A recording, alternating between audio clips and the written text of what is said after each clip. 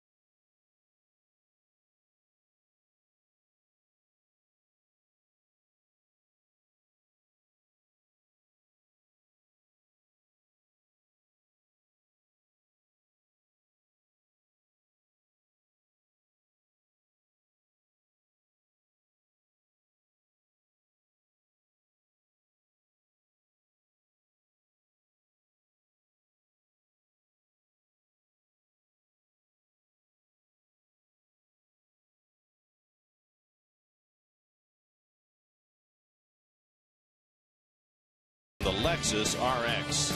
By Parts Authority, Auto Parts Superstores, where the answer is always yes. And by Mazda, if it's not worth driving, it's not worth building. Swing for the fences with the new Home Run Derby mobile game from MLB.com. Available on iPhone and iPad and select Android devices. Download free today. Today's Twisted But True Fact is brought to you by Twisted Tea, the hard iced tea that tastes like real iced tea. Well, since 2011, 53.5% of the Mets' losses have come at home, and no team has had a higher percentage of their losses in their home ballpark. Aaron Harang's final audition for a spot in 2014 with the Mets. His fourth start since donning the orange and blue. First pitch from Citi Field is coming right up.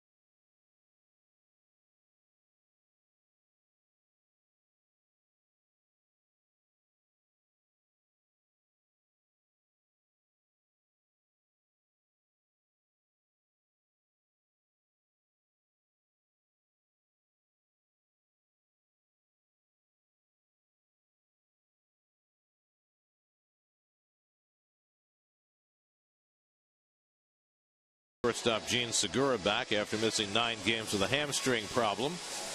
Their left fielder from the first 2 games, Chris Davis, hurt himself last night, so Logan Schaefer gets that start. As the Brewers try and make it 3 out of 3 against the Mets, squaring off against an oft-faced rival in Aaron Harang. Well, I think this is a big start for Aaron. You know, he's had a difficult year, 5-11 on the season, but with the Mets, he's had more strikeouts. As you can see, the number 19 to 17 innings pitched. And we'll take a look at the Lexus Metropolitan defense. This is only the 2 more times you get a look at this, folks, so savor it. Wright back in the lineup, only 9 errors on the season. Kitney in the lineup, Baxter in the lineup in right field. And there you have records behind the plate, too. Wright sat out last night after tweaking his thumb when he got hit in the helmet 2 nights ago. His head is fine. Now his thumb is well enough for him to play as well. So David should be out there for the final 2 games of the season. Young Todd Tichenor is calling the balls and strikes today. DJ Rayburn works at first. CB Buckner at second. And the crew chief Dale Scott is at third. A gorgeous afternoon in New York, and that means shadows for this late afternoon start. And that should work in favor of the pitchers early in the game.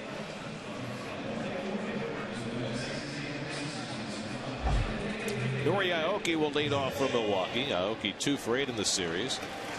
Led off last night's game with a home run against Carlos Torres. The Brewers hit 2 home runs in the first inning, and that was all they needed in a 4-2 win. Harang's 4th start as a Met, his 26th start overall, 5-12 with a 5.57 ERA. Most of that with Seattle. He's pitched better though since joining the Mets. Had a very odd start his last time out in Cincinnati against his old team. And the first pitch of the day to Aoki is in for a called strike. Harang walked 6 batters in 6 innings in Cincinnati, only struck out 1. But the Reds lacked the big hit the entire day. That's the game they straightened 15, but still beat the Mets in 10 innings. A no decision for Harang. And Aoki gets a charge into 1 deep to right again to start the game, this time to a deeper part of the ballpark.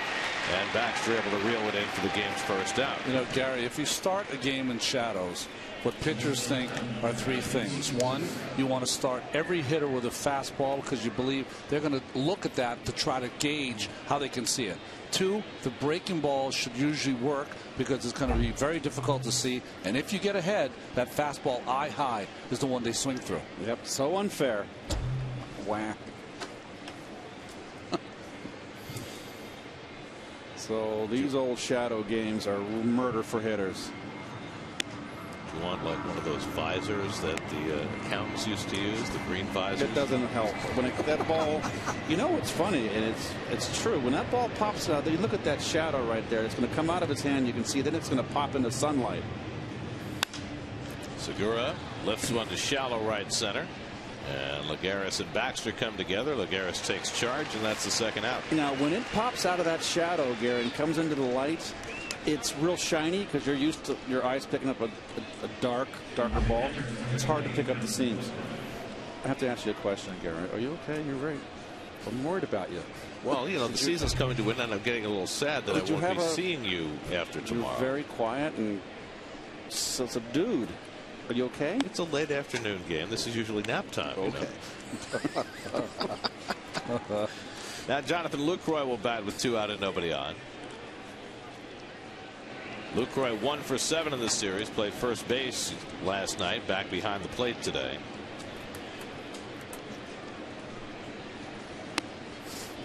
This is Harang's 24th career start against the Brewers. Of course, for years he was in the same division with Milwaukee, pitching for Cincinnati. And yet there are only 4 players in the lineup who've ever faced Harang before. How quickly things change. 1-1 to Lucroy, who's hitting at .278 with 18 home runs.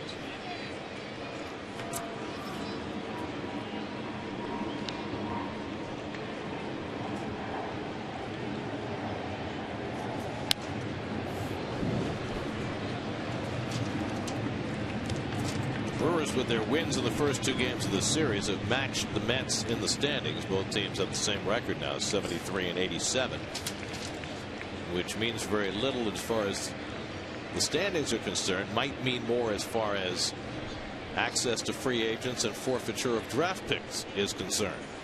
They're both right on the cusp as far as having the 10 worst records in the league, which provides protection for signing a top level free agent. Not something that any of these players or the managers need to worry about. More for the front office. And Harang throws one in the dirt to strike out Lucroy and end the top of the first. 1-2-3 go the Brewers. Mets come to bat in the bottom of the first with no score.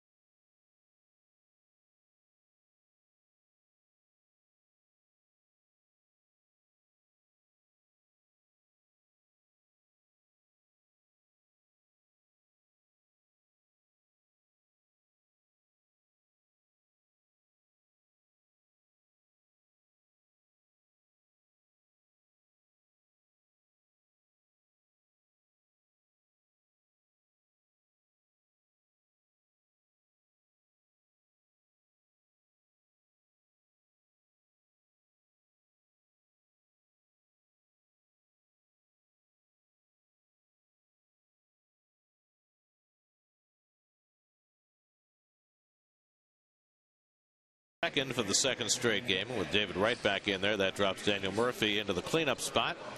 Anthony Recker gets his start of the week. And Jimmy Nelson makes his first big league start for Milwaukee. Well, Nelson's got a slurve to go with that good fastball. His changeup is one of his better pitches. Big right-hander from the University of Alabama. Hasn't started a game in almost a month, so we'll see how far he can go in this one. And the Coors Light brouhaha defense, and Luke Roy having himself a fine year. Mean Mr. Mustard. Oh, excuse me, Carlos Gomez in center. Mr. Mustard. Oh, jeez. Ouch. That's funny. He's a go-getter. We're the Beetle. Most pitchers try to go 9. Most pitchers are trying to last as long as they can. Nelson today can go to 6:29. University of Alabama football team starts at 6:30. So he told his manager, 6:29, I'm good to go. This should actually work very well for Nelson because he's facing a team in orange and blue. There you go. Of course, Alabama's main rival is Auburn, which wears orange and blue. I can see he's angry already. Nelson's last relief outing came 10 days ago, so he certainly is more than well rested. Eric Young will lead things off. Young 1 for 8 in this series, and as we chronicled in the open, a tie for the stolen base lead in the National League, so that'll require him to get on base. Lucas Duda on deck, and then David Wright for the Mets in the opening inning. And Nelson falls behind the first hitter 2-0. Well, Nelson, who pitches from the extreme right side of the rubber. Camera right, closest to first base. Camera right. We've been TV indoctrinated. Too much. 3 stops for Mr. Nelson. Huntsville, Nashville, and now Milwaukee. He was a second-round pick in 2010. And 12 starts in Double-A, 15 more in Triple-A. Bounced down to first. Easy play for Francisco, and Young's retired for the first out. So 1 out and nobody on. Now Lucas Duda. Duda installed in the 2 spot in the order last night. Responded with a couple of hits, a single and a double.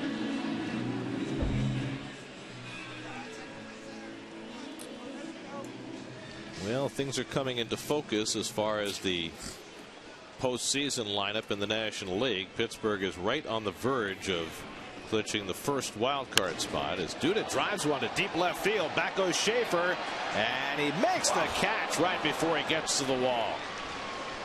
Now, we saw Schaefer play the outfield when we were in Milwaukee. He got a lot of playing time in that series, and he made a terrific play going back on this ball. Well, he can go get him. And remember, the first 2 games of the series, Davis was out there in left playing very shallow. A couple balls got over his head, but not with Schaefer. You know what was interesting about that? There's always a slice on a ball from the left-handed at bat, and he kept running to make sure that ball was over his right shoulder. Good outfielder. So 2 out and nobody on. Now David Wright. David on Thursday night played his first home game for the Mets since he hurt his hamstring August the 2nd. His first at bat he lined out. His second at bat he got hit in the helmet and had to leave the game. So this is only his 3rd plate appearance in the last 2 months.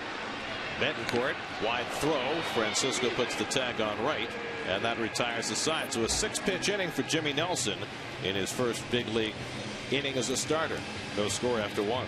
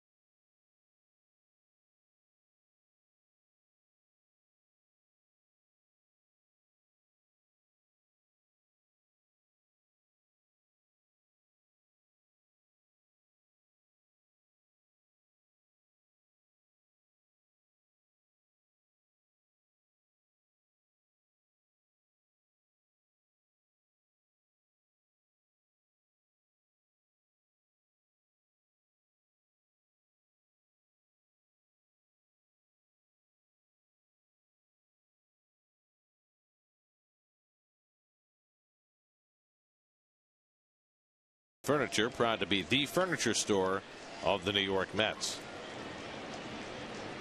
Jimmy Nelson couldn't have had a much easier inning. His first inning of the day, making his first major league start. 6 pitches and out. Got a nice defense behind him. Carlos Gomez leading off in the second against Aaron Harang. Gomez 0 for 3 last night after sitting out the first game of the series under a 1-game suspension for his antics in Atlanta on Wednesday. That's a very good description of his behavior here. Excellent choice of words. Word.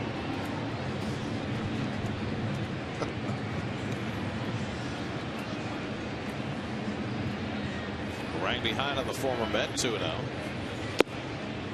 Gomez takes it low 3-0. So would that be a verb? Exactly. So your sentence, the way you said it, his antics. His antics is the verb, because that's the action. Be a noun. That's right. He's never good at that. Swinging on 3-0, and Gomez fouls it back. The verb is implied. I never liked that. You know, I used to just, I just got by. I got C's and that. I just to please mom and dad, I got C's. I just did all right. This is what I had. This is what I had to do. Thank goodness C's. You wouldn't have wanted to be ineligible. And Gomez socks one into shallow center for a base hit. So Gomez, the first base runner for either side, a leadoff single in the second. Well, gets jammed. Fastball in, strong enough to muscle it out. One of those hitters that is not widespread with his feet, which is the way I'd like to see hitters hit, because you can get your hips into it better. Now Scooter Gennett, 1 for 8 in this series, at a 2-run single on Thursday night.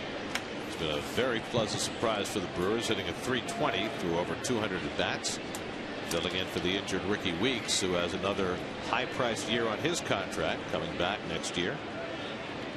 Creates something of a dilemma. Gomez takes off. Throw by Recker.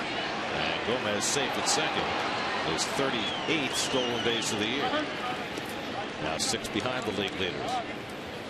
I suppose he can make that up today, tomorrow. I'm sure that Mr. Gomez would love to get 40. Well, you couldn't get a better pitch to throw. Recker throws a strike, maybe a little high. So Gomez obviously stole that on Harang.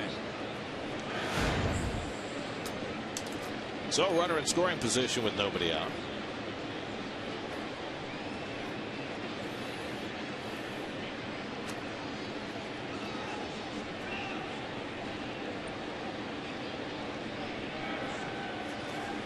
And Gennett trying to drag a bunt and fouls it off. I've never seen so much bunting in a series, even in the normal part of the season, let alone the last. This is that bunt for a base hit, and if you don't get it, someone will give you a sacrifice. Weren't there like 4 bunt attempts last night? Right at the end, too. Jeez. Like a 6-batter span. You know, we just talked about the shadows being tough. Maybe trying to combat that. So it's a little easier now for the hitter. You'd rather have it stay forever in the shade.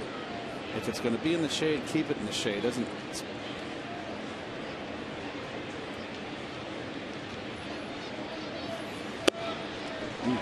He threw a fastball by him, and Gennett is retired for the first out of the inning. Second strikeout for Harang. not exactly your 2-strike approach with this swing. Well, he had a level swing, but it's just out of strike zone. He got him to chase. Oh, he threw it by him too. So 1 away. Gomez still at second, and now Harang will face Yuniesky Betancourt, who's 1 for 8 in this series, in keeping with his .211 batting average for the year. And his .238 on base percentage. I can't think of a lower one for a position player who's played as many games as Betancourt has.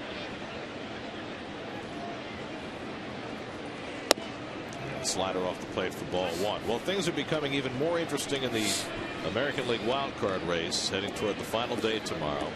Earlier today, Texas beat the Angels 7-4, and Toronto has just beaten Tampa Bay for the second straight day 7-2 as Jay Happ went 7 1/3, pitched very well, got the win. So at the moment, Cleveland has the lead in the wild card. They're playing in Minnesota. That game was delayed by rain. No score in the 4th. If Cleveland were to lose today, those 3 teams would go down to the final day in a 3-way tie. If Cleveland wins, they'll have a 1-game lead over both Texas and Tampa Bay, and will at least guarantee themselves that they will have a game after Sunday. How does it shake out if it's a 3-way tie here? It's interesting that you asked that. I always set you up. The way the rules work, because the 3 teams all beat one of the others in the season series, they go down to the overall record against the 2 other teams, and Cleveland had the best record of the 3, Tampa Bay next, and then Texas. Now they designate the teams A, B, and C, and the teams get to choose which team they want to be. Now in this case, one team gets to be home on Monday, one team is the road team Monday, and the team that wins that game gets in. The team that loses that game has to play Tuesday at Team C. So Cleveland chose to be Team A. They'll play at home on Monday. Tampa Bay chose to be Team B. They'll play on the road in Cleveland Monday, and Texas will play the loser of that game on Tuesday. And the winner Monday and the winner Tuesday get in and then play each other in the wild card game on Wednesday. I'm so pleased that Commissioner Selig is finally retiring. That's not for another year. Gee, that's complicated. Well, 3-way ties are hard to break. Yeah, that's tough. I understand. 4-way ties are a lot easier. Jeez.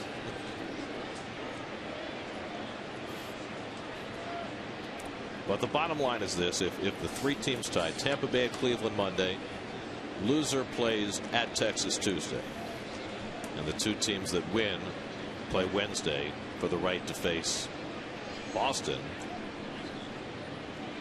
Probably, right? Yeah, Boston. Boston in the division series.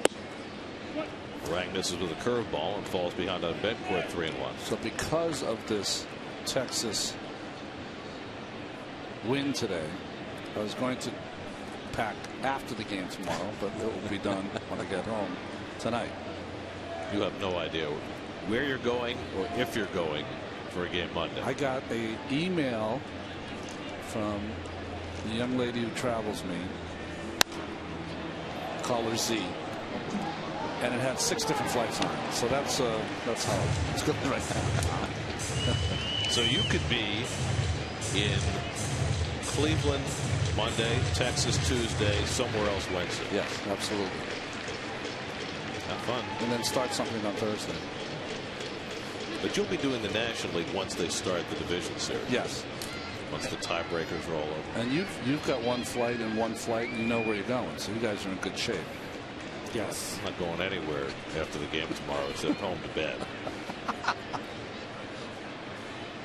3-2 to Betancourt, and a comebacker to Harang. Checks on Gomez and makes the play for the second out. You're going to go home and go to sleep, Garrett? Don't your Jets play tomorrow? They got the afternoon game? And the 4 o'clock game. See? At Tennessee.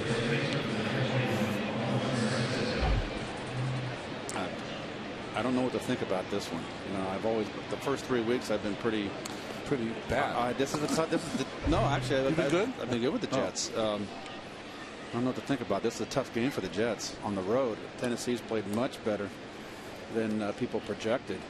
As far as I'm concerned, the Jets are already way ahead of themselves at 2-1. Here's Juan Francisco with 2 on the runner at second. Francisco 1 for 5 in the series. And takes a curveball for a strike. In Minnesota, Carlos Santana just hit a 2-run homer for the Indians. They've gone up 2-0 on the Twins in the 4th.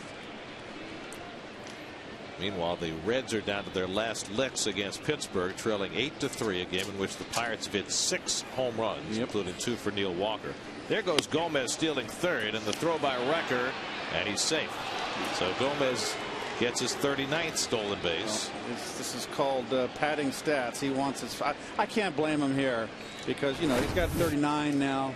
Why not? He wants 40. Can't blame him. It would have been nice if he would have done it, though, with 1 out where Betancourt would have a chance to drive him in. Not that Francisco can't. Nice footwork by David. And it's hard to explain, but Gomez is such a physical specimen. That is like a freight train coming in on him. It's a big guy with great wheels. Francisco foul tips at 1-2.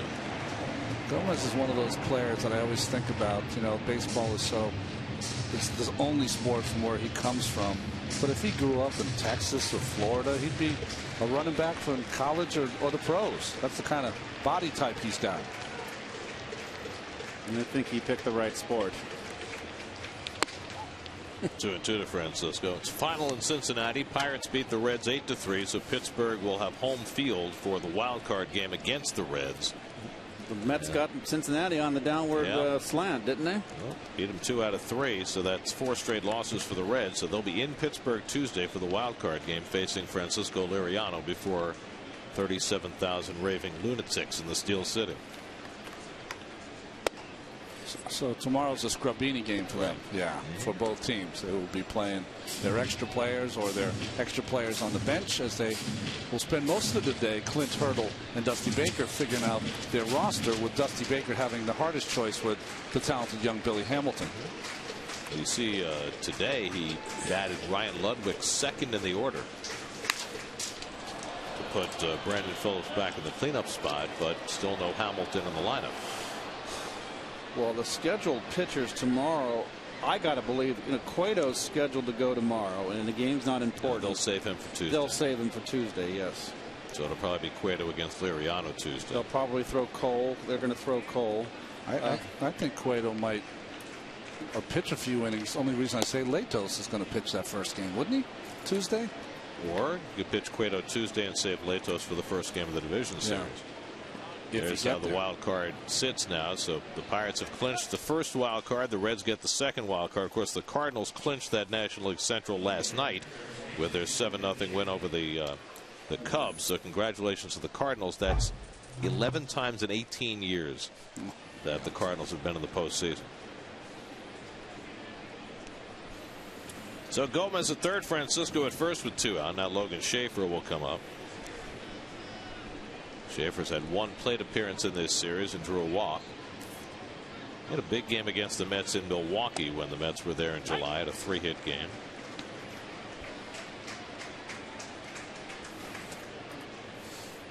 The pitcher Jimmy Nelson on deck.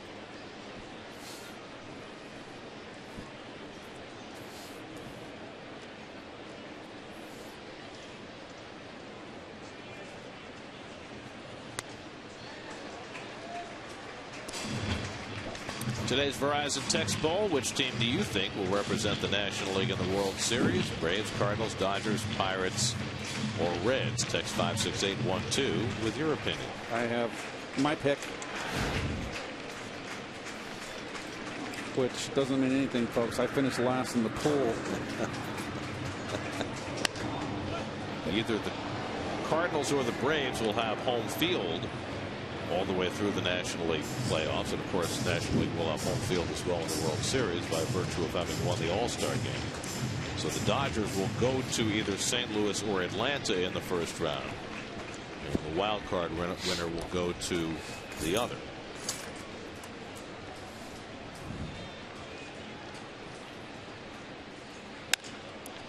Schaefer hits one out to left center, and Lagares easing over, and that retires the side. Milwaukee strands 2 in the second. Still no score.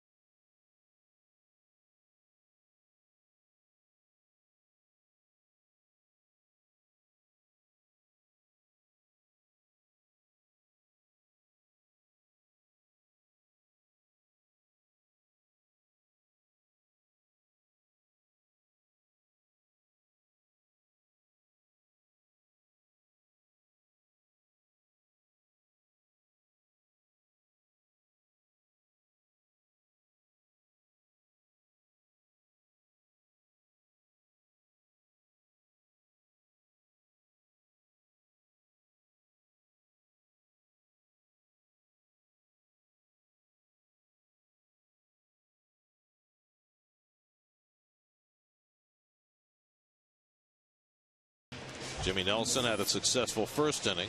Nelson made 3 relief appearances for the Brewers after being called up in early September. 5 innings, no runs, 1 hit in those 3 outings. He's got a very heavy ball. I was talking to some folks for the Brewers today. What does that mean? That means that when you make contact with it, it feels like it weighs a ton. And when he's at his best, he gets a lot of ground balls. He does have a history of walking people and being a little erratic with his control. But the Mets have put 2 of his 3 first pitches into play already this afternoon. Daniel Murphy, a 9-game hitting streak heading down the stretch. And he takes a first pitch strike at 94 miles an hour. And after every called strike, Murphy will look back for confirmation.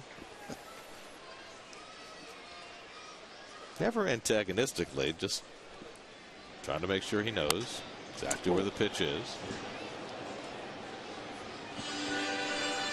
Murphy with 185 hits, second in the National League.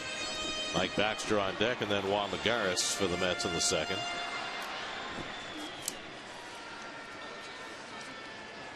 '24-year-old Jimmy Nelson, second-round pick out of the University of Alabama in 2010. Only Matt Carpenter has more hits in the National League than Daniel Murphy. Carpenter at 199, Murphy at 185. Make a case for Carpenter for MVP? He certainly is in that basket of candidates. Yeah.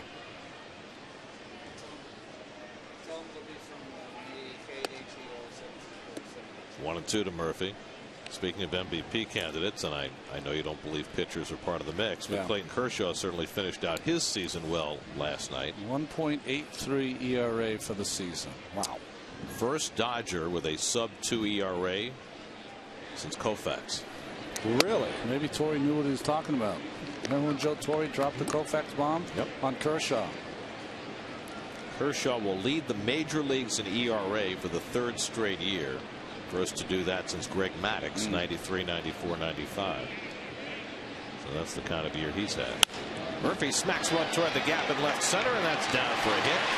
Cut off by Schaefer, and Murphy has his 186th hit and a 10-game hitting streak. Murph just keeps raking. Well, Murph got the clean shave, too. Aquavelva. I don't think they use Aquavelva. Maybe they do. No, Murph goes that way. Look at his right foot, front foot, just rolls over onto the outside. Here's Mike Baxter starting for the 4th time in the last 5 games.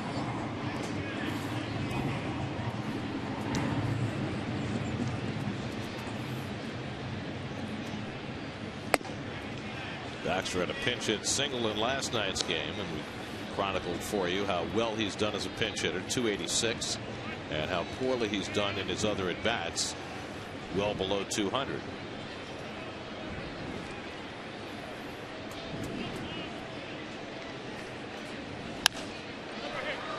Into shallow left, long run in for Schaefer to get there, and that's the first out of the inning. Schaefer's natural in the outfield. You laugh when you're out there when you play like he can.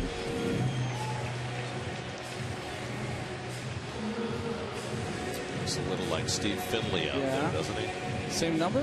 What was Finley's number? I think it changed in some of his different stops. And Murphy swipes second base when nobody's looking. Nelson was wandering around behind the mound.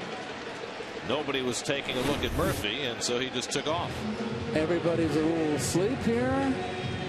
Jeanette staring out to right field. Why not? Murphy, why not? Everybody's back turned, just took off. That is sleeping beauties out there. 22nd stolen base for Murphy, and his 21st in a row without being caught, which ties the 2nd longest such streak in Mets history. Kevin McReynolds had a year where he went 21 for 21. The only longer streak belongs to Howard Johnson, who stole 26 in a row. And now Murphy has 21.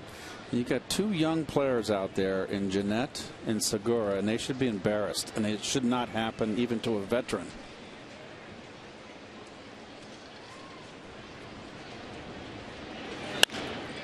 Lagares lifts one to right. Aoki looking through the sunglasses. No problem. 2 out.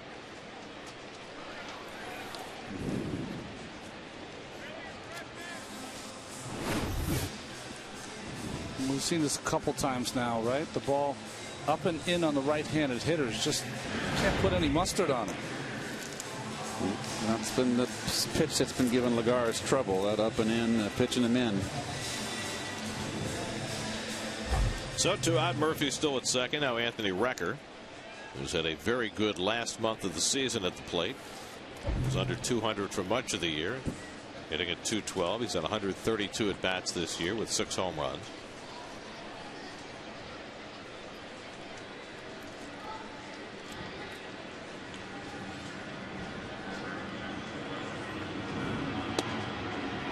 Twins have gotten a run back against Scott Kazmir in the bottom of the 4th. Cleveland 2, Minnesota 1. Kazmir, comeback player of the year. I mean, he came back from nowhere. Well, here's the thing. The best comeback players this year are coming back from suspensions. Bartolo Colon, Marlon Byrd. Right. So if you figure those guys probably won't win, then you're right. Probably will be Kazmir.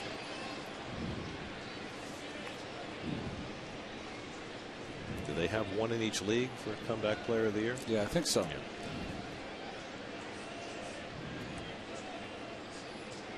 Yeah. 0-2 to Recker. I mean, Colon finished his season last night 18-6, 2.65. Amazing.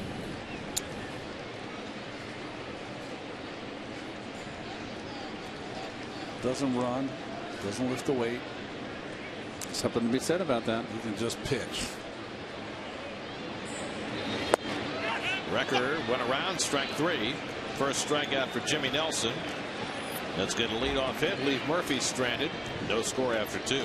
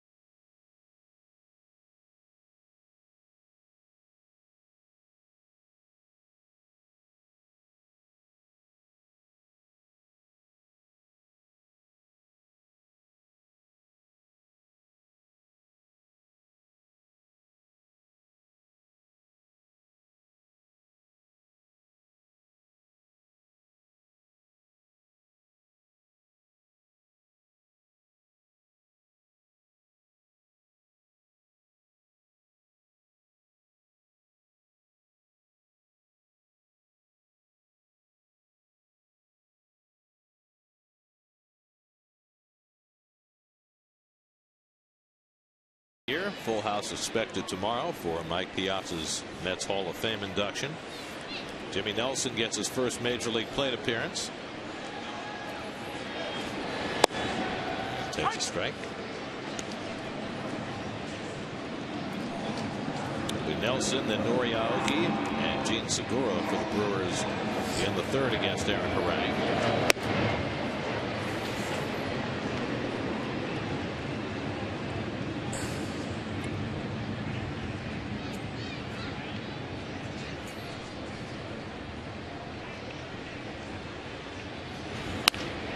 Nope, that's not a good swing.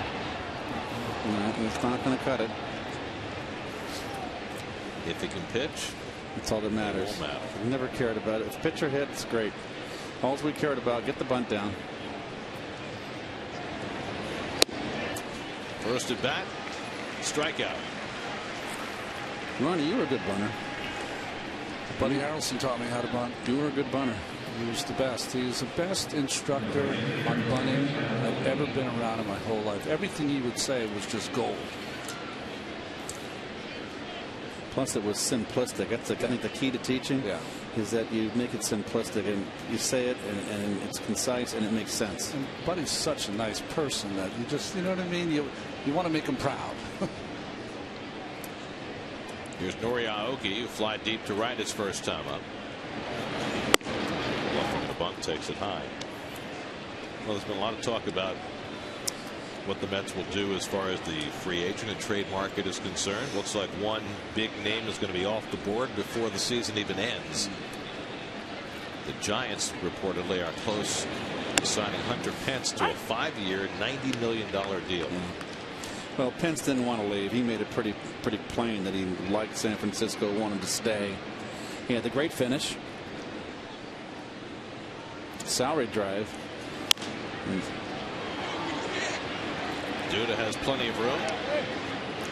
And Aoki retired, 2 out. Well, he's had a tremendous year. Just did his 27th home run today against the Padres and has really had a great finish to his year. Plays every game. Plays hard. And up until a couple of weeks ago had played every inning of every game. He's a professional. He's a gamer, as we would call him. What he has done, though, is he has set the bar. Exactly. I mean, if he gets 5 years and $90 million, Shin-Soo Choo is going to get more than that. Jacoby Ellsbury is going to get more than that. Yep. And we got 2 outs here. I want with Choo talking about the Cincinnati right fielder. We're probably too close to this inning getting over, but he got on base today for the 297th time, either via a walk, hit, or hit by pitch. And to go along with Joey Votto's 312, that's the 2 teammates that got on base over 600 times. It's been done 46 times in the history of the game. I believe Ruth and Garrett are one of them. But we've got Bob Waterman sent us the last 20 years, and there are 1, 2, 3, 4, 5, 6, 7, 8, 9. 9, including Votto and Choo. Twice Jeter and Jeter Knobloch, Jeter, Bernie Williams, Bagwell Biggio twice. How about that? So that's pretty incredible. I'd like to hit third in that lineup. Nope.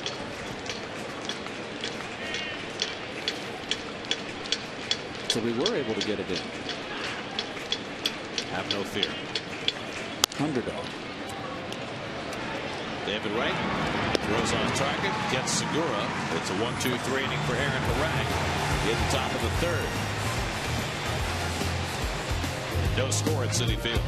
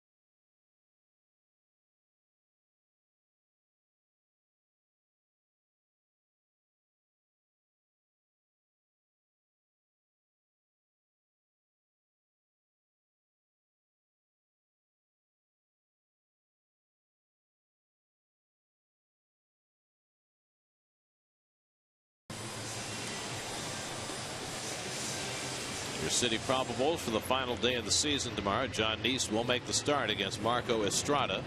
And for more on Neese, let's go to Gary Apple, who has today's view from the Pepsi porch. Gary. All right, Gary, thanks so much. Good to be with you, and good to be in the Pepsi porch for the first time as a member of this broadcast crew, at least for the weekend. Very interesting to speak with John Neese because he's looking forward to his start tomorrow. He said didn't have to make the start, but he wants to make the start because it's his turn to pitch. He said, I'm healthy enough to pitch. My body is a little bit beat up, but everybody's a little beat up this time of year. He said he wants to know that he can pitch with strength late in the season, even though he missed a lot of time with that partially torn rotator cuff. He said, if we're going to be a postseason team down the road, I want to know I can pitch effectively late September into October. And so that's one of the reasons he's going to be out here tomorrow. Terry said pregame going to be a pitch count, so don't know how long he's going to go, but he will be out here. He also talked about the fact that, you know, early in the season, pitching in Minnesota and Colorado, he simply couldn't recover.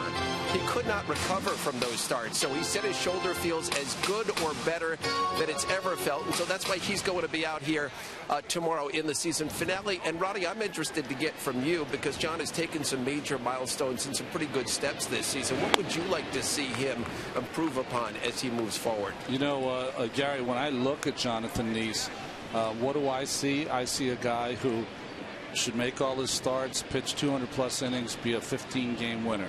That's how good I think he is. 13 games he won last season.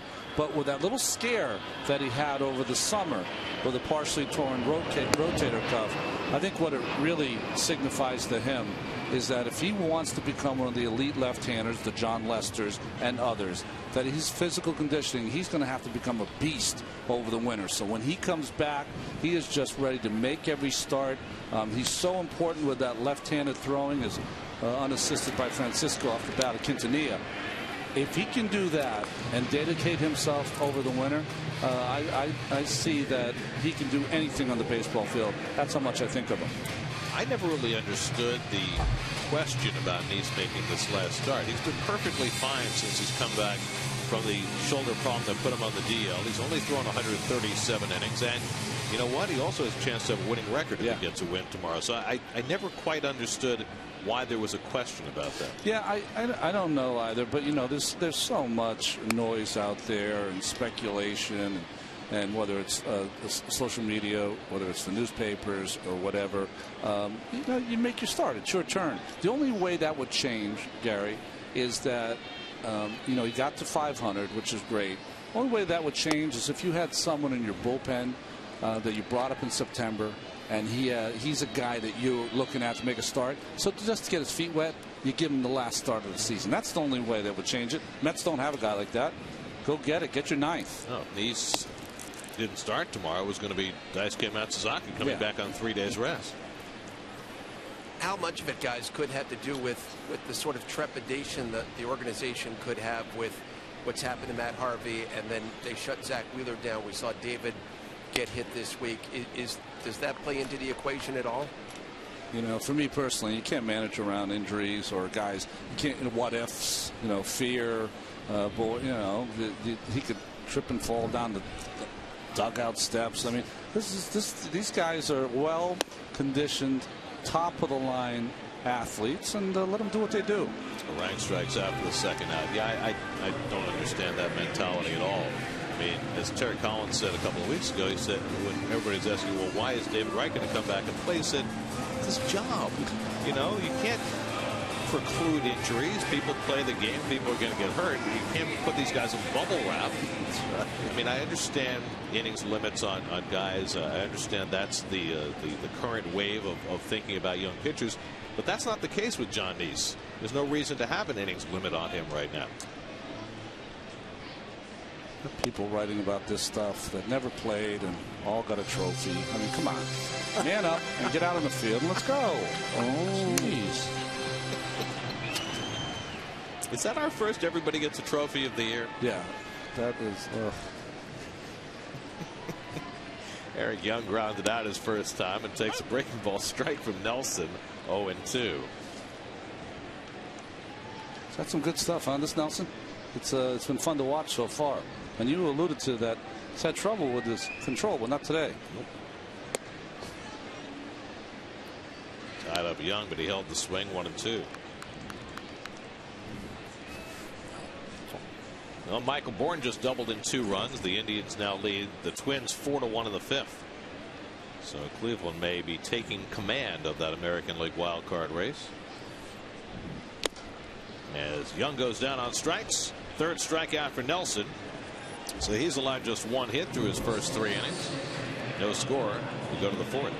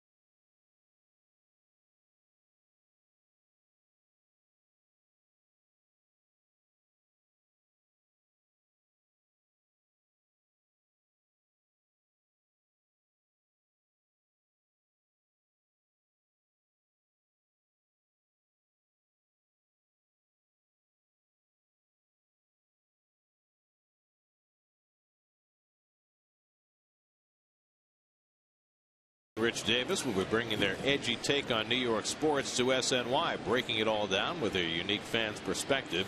Don't miss the premiere of the Covino and Rich Show, presented by Coors Light, Monday at 6, right here on SNY.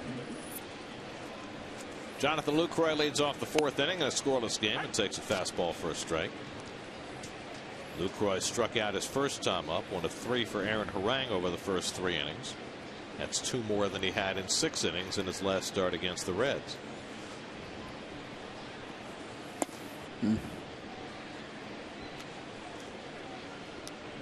Harang making his 4th and final start of the year for the Mets after starting 22 games for Seattle.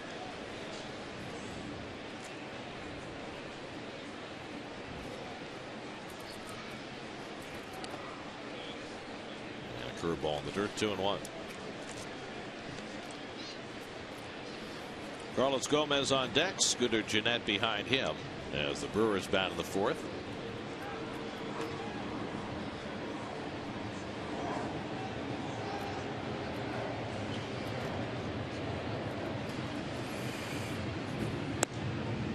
Off the corner, 3-1.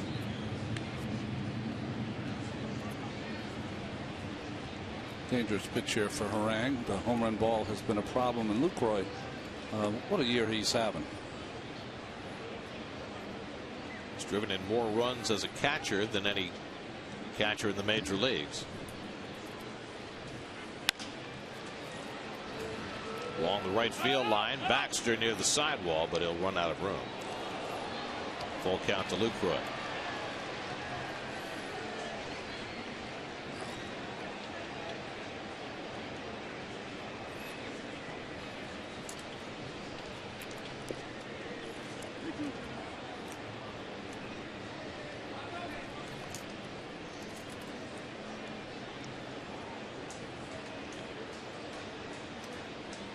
Each team's only had 1 hit. Lucroy leading off in the 4th. Fouls away the fastball.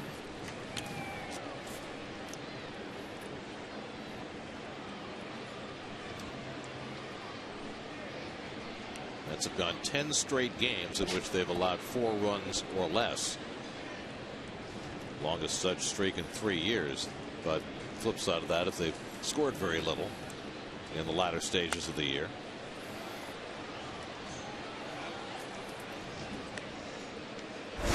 SNY Super Slow Motion is brought to you by your Mercedes-Benz Tri-State dealers. Visit them on the web at searchmercedes.com. Oh, nice. Took it right away from the kid. Come on. Give it to the kid. Hang with him. He's going to cry. You shouldn't be crying. Pittsburgh won today. Harang strikes out Lucroy for the second time. That's 4 strikeouts for Aaron. I mean, look at the expression. Oh, my goodness. Oh. Oh, he's hot. It looks. Oh.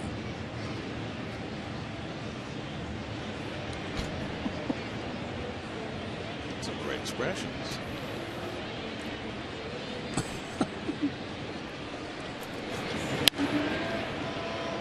See the name on the guy's jersey who caught the ball? No. His name was Font. Font? Font, F-O-N-T. Yes. What font was Font's name? I don't know. I didn't say. I'm not an expert on these things. Gomez trying to bunt his way on. 0-2. Oh, look at the guy in the orange shirt. Just can't believe that Mr. Font caught the ball. They're over it. Back to cake. Look at but they're okay. Back to cake. They have cake. Everything's okay. Look at the slice that girl has. That is major. Young lady. Woo.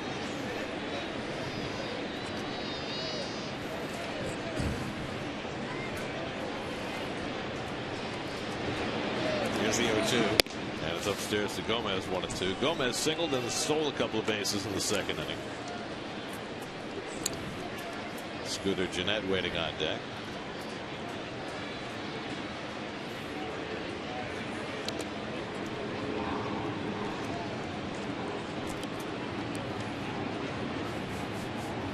Well, we haven't gotten to talk about him too much, but Anthony Recker's done a nice job, hasn't he, this year?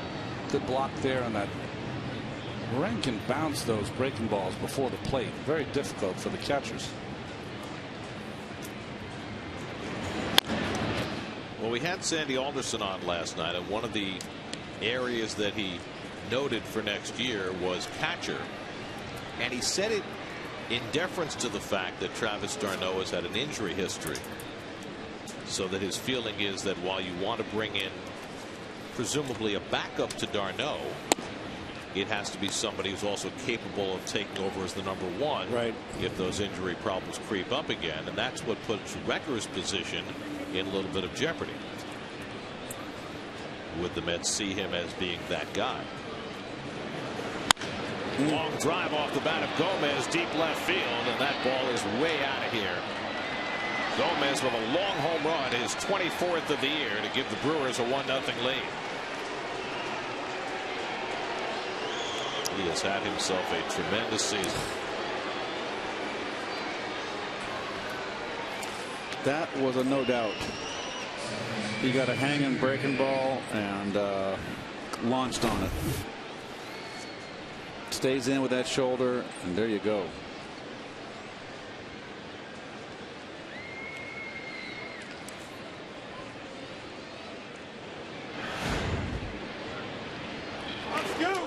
So Gomez with his 24th, and the Brewers take a 1-0 lead. Scooter Gennett struck out his first time up. And check swing foul. When you think of the guys who are the physical specimens of the league, you think of Yasiel Puig, Mike Trout, Mike Stanton. Am I leaving anyone out? I mean, where they're 6'3", 220, chiseled, can fly.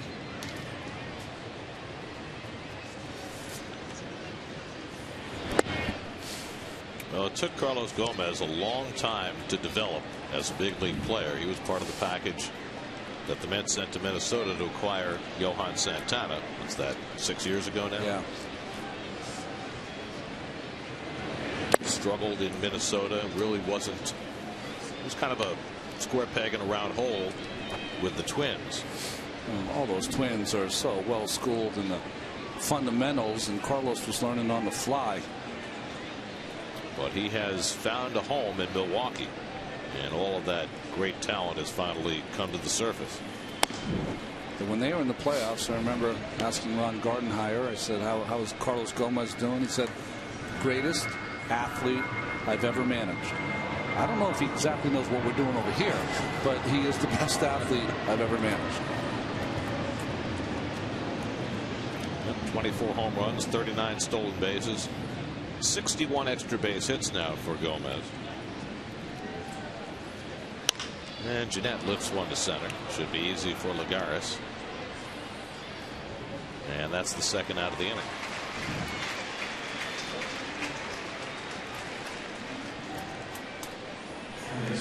So 2 out now. Yuniesky Betancourt. Well, you can see by his numbers the guy hit you a home run, but he's not going to hit for an average. Strikes out a lot. Well, Betancourt doesn't have quite enough at bats to qualify for the league leaders, but among qualifiers there are only 2 guys with lower batting averages than Betancourt. Dan Uggla, sitting at 179, and Darwin Barney, who's hitting 209, and then you got Betancourt at 210. He hits one well to left field. Back goes Young near the wall, and it's off the fence and bouncing away from him. Betancourt already has pulled the parachute, pulls it at second base. Another hanging double of the year for Betancourt. Another hanger from Harang. Oh boy. And I think Betancourt thought he had a home run, thought he was back in Milwaukee. I don't think he ever got out of the box. Did you say Dan Uggla is hitting 179? So the laser didn't help. No, his batting average is about the same as it was when he had the surgery. They're just he's got too good a swing. I don't get it. 2 out and a runner at second for Juan Francisco, who drew a walk his first time up.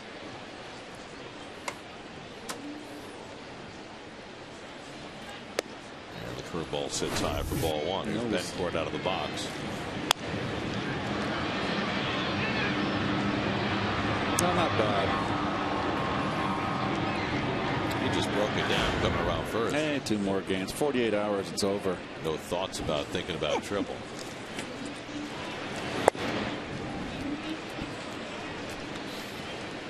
That's less than 48, right? Right. That's right. That's true. I've been corrected. T minus. Tick. Tick. Tick. Right behind 2-0. Francisco takes inside and low, and Recker can't stop it, and that sends Betancourt over to third.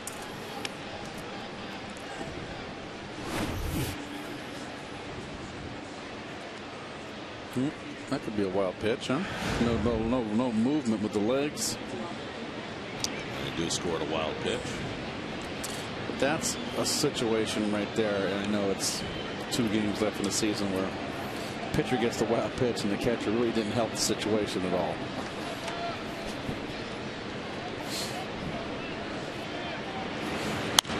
Swinging 3-0. Francisco fouls it off. Now let's bring you the results of our Verizon Text Bowl, who will represent the National League in the World Series, and a strong plurality favor the Dodgers. Wow. I understand why. Kershaw and Greinke and Rio. Who would you got, Ronnie? I got. It's hard to go against the Cardinals, though. Gary? I picked the Dodgers. I'm on B, as in boy, Cardinals. I think that if Alan Craig were not hurt, he would make a huge difference in that lineup. But knowing the Cardinals, Matt Adams will probably get 5 home runs in the postseason. I just think once you get past Wainwright, you don't have the same confidence in the Cardinals starting pitching.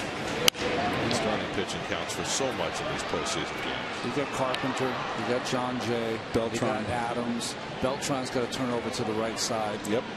When you're facing Kershaw and Rio. Yep. I agree. So if Matt Holliday has the postseason like he's having in September, where he's hitting over 500. I like the Cardinals. I'll tell you what the shame of it is that the Braves will probably have the top seed. I mean, it's not certain, but they've got the tiebreaker if they finish with the same record as the Cardinals, which means the Dodgers and Cardinals, who may be the two teams best equipped to win the National League pennant, will be playing each other in the division series. Well, that's the way it goes, the way it works out. I mean, I don't think the Braves are nearly as well set as those two teams, but you never know.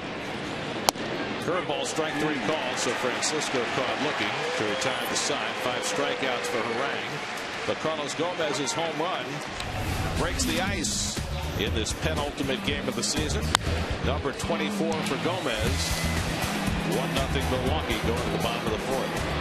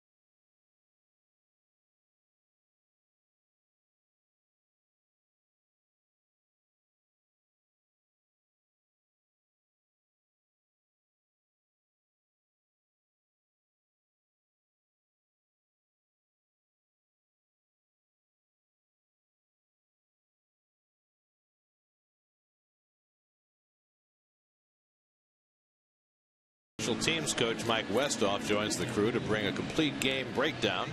Plus, hear exclusive on-field interviews and Rex Ryan's post-game comments on Jets Post-Game Live. Presented by Toyota, Sunday immediately after the Jets-Titans game, only on SNY.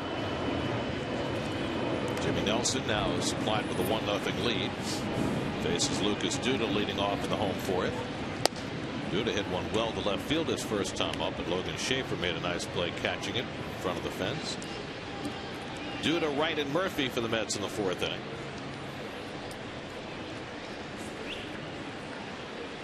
We were talking about how the Pirates clinching home field for the wild card game would affect pitching plans.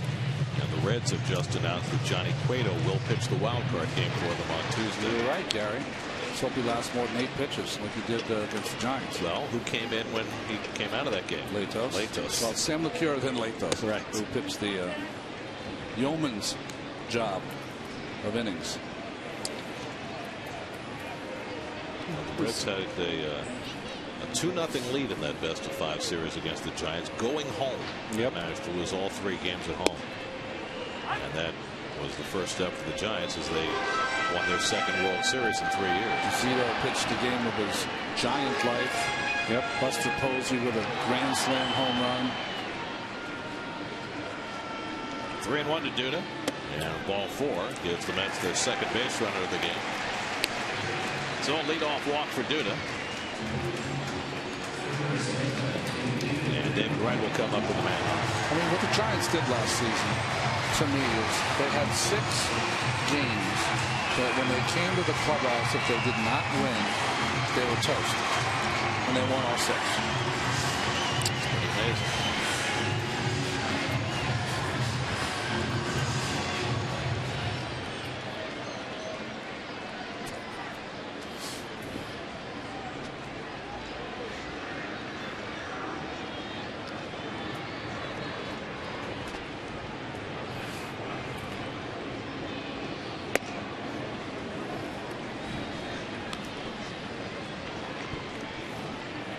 David Wright grounded out on the first pitch he saw today after sitting out yesterday's game.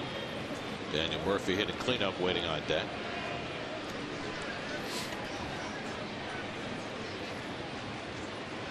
And David has one go over his head, and that was sent due to the second.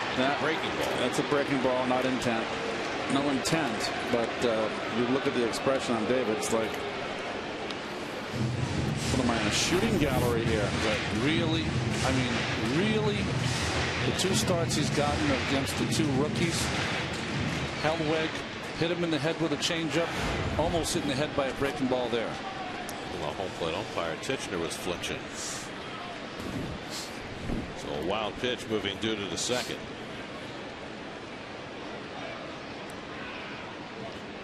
Two and 0 to Wright.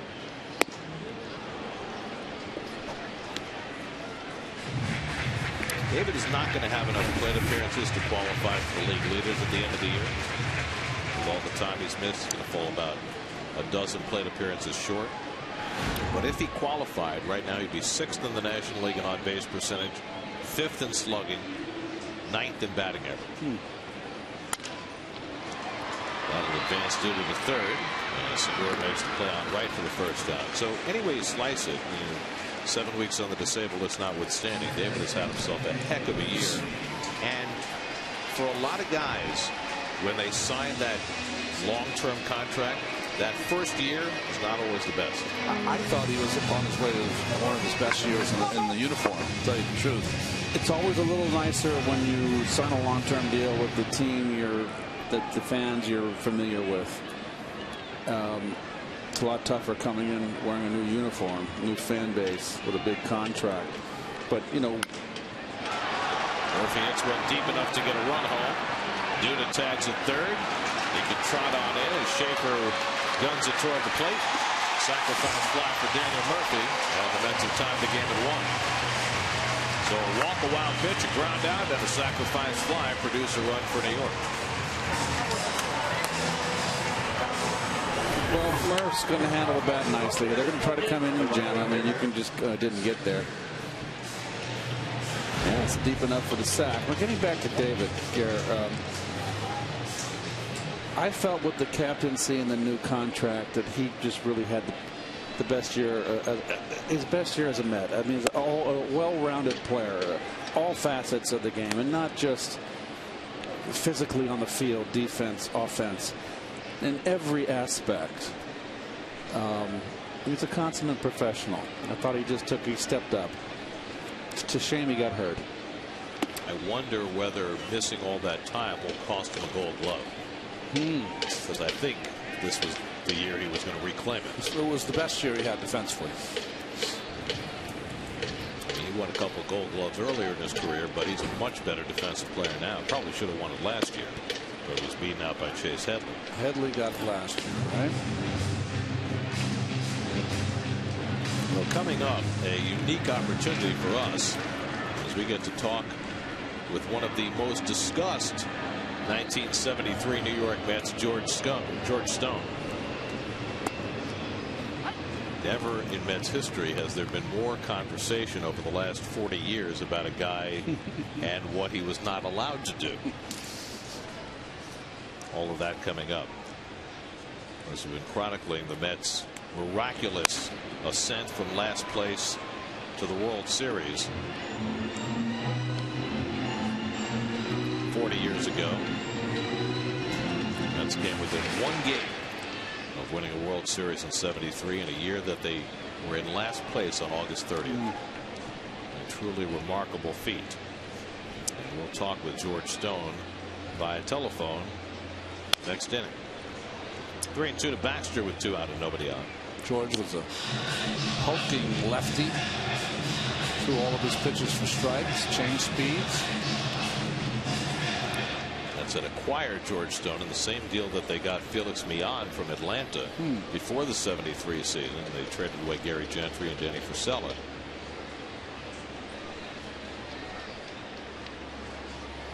There's ball 4 and Baxter's on with a 2-out walk. Second walk of the inning for Nelson. And you know, George wasn't used a lot early in that '73 season. He was kind of a spare part, but then found his way into more and more starts as the year went along. Finished very, very strong. Pitched a great game against the Reds in the League Championship Series, but just a couple of games out of the bullpen in the World Series. And most famously did not start Game 6 with the Mets up 3-2. Now, as Met fans, were you all? Did Seaver pitch on less days rest? Seaver in the and sixth game? Matlack both pitched on short rest in Game 6 and 7. Seaver pitched okay and lost. Matlack got knocked out in the third. Lagares bailing out. Baxter was taking off in the pitch. He'll get a stolen base. His 5th of the year.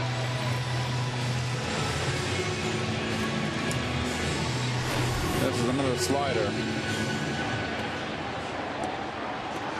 And it seems as if Nelson might be running out of gas. He's starting to drag that on. Which his first start in 4 weeks. You know, people probably were watching Lagares and saying, boy, he got out of the way late on that, but the spin was a slider. So if you're a hitter, you're thinking at some point that ball's got to slide. It's got to break. Never did. And after he moved, he almost dumped his helmet back into the pitch.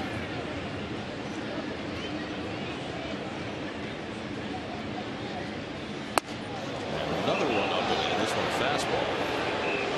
Nelson, like Johnny Hellweg on Thursday night, not having much of a clue where it's going right now. And that'll get the pitching coach Rick Kranitz out to the mound to talk to him. 2 of these last 2 days, forget about Rick Kranitz, the pitching coach, and Sigmund Freud out there.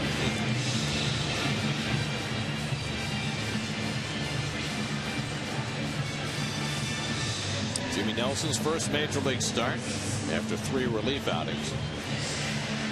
He looked very sharp for the first 3 innings, but after being a hand in the lead here in the 4th, having his troubles. A couple of walks, a wild pitch. Now a couple of pitches up and in to Lagares.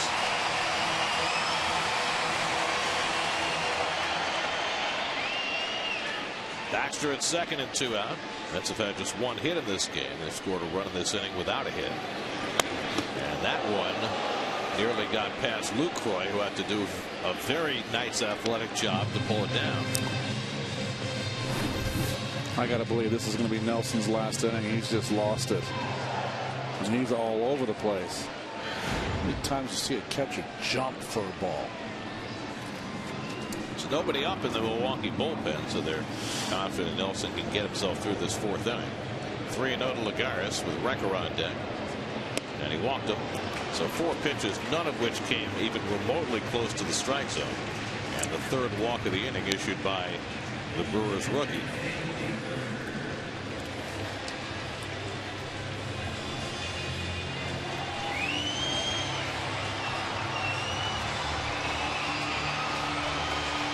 Nothing but sunflower seeds in the bullpen. That is Lee Tunnell, folks. The old Pirate pitcher. Pittsburgh right-hander. He could pitch. Just waiting for the phone to ring. It should be ringing. I mean, come on already. Recker bats with 2 out and 2 on. Anthony struck out his first at bat. And hits one right back to Nelson. And that retires the side. Mets get a run without a base hit. When we come back, we'll be talking with one of the stars of the 1973 Mets, George Stone. 1-1 game here in Citi Field.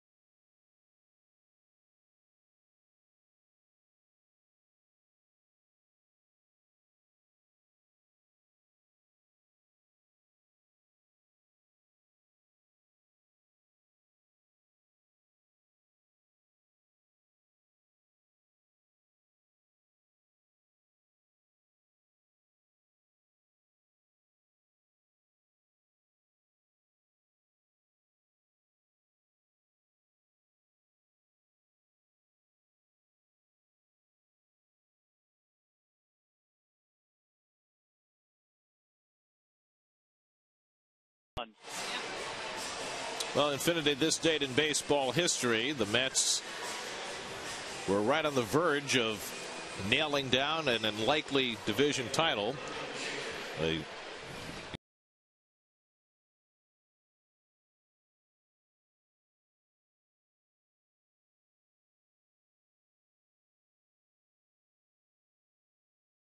Championship series. There you see some of the footage of that game. Rusty Staub making the great catch to help George out. He went 6 1/3 in Game 4 of that series. Game the Reds rallied to win. The Reds rallied to win in the 12th inning, but the Mets won the next day and took the series and played the A's in the World Series. And we're so thrilled to have George Stone on the phone with us in Jackson, Mississippi. George, thanks for joining us. What are your best memories of that 1973 season? Oh, well, just as you talked about there, kind of down the stretch there where we got real hot.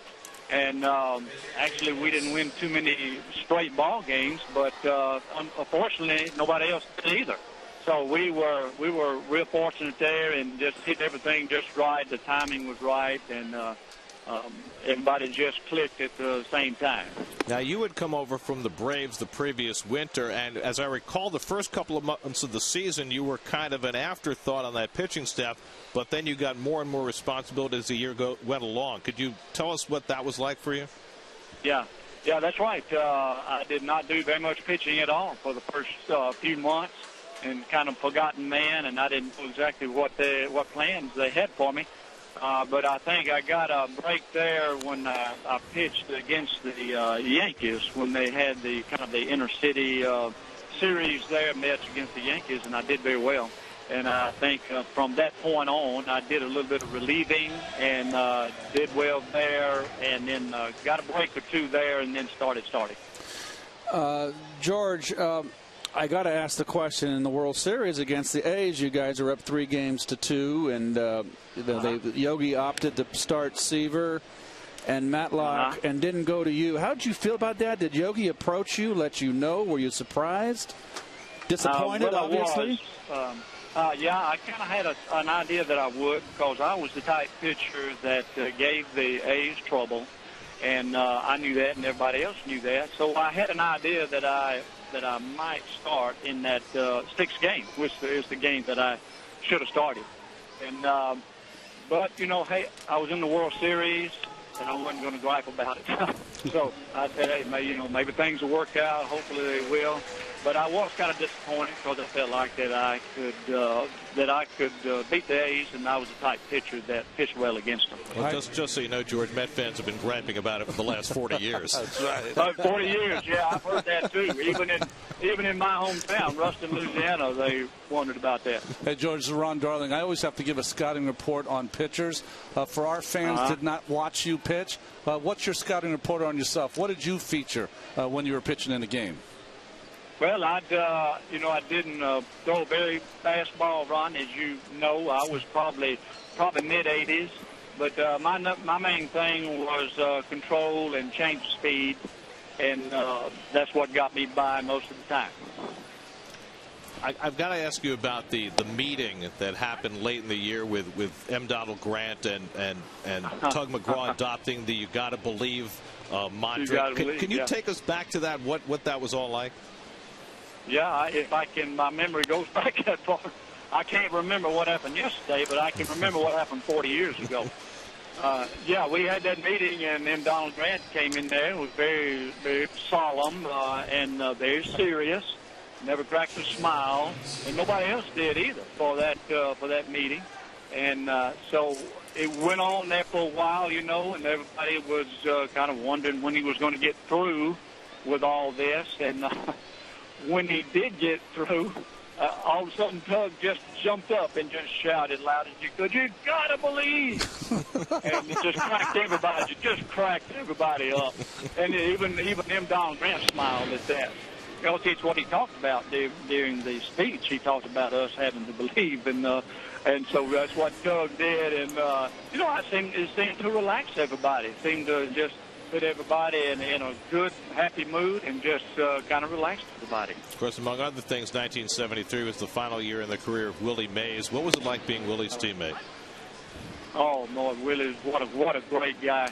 And even if and he really didn't contribute that much as far as on the field productivity, but just his presence in the clubhouse was unbelievable. And to be honest with you, we might not have done what we did if it had it not been for him. And he didn't contribute very much at all, like I said, on the field. But it was just his presence, his persona, and just the kind of teammate he was, and the kind of the great guy that he was. Everybody just seemed to gravitate toward his attitude, what the attitude he took toward the game, so everybody else got to took on that attitude.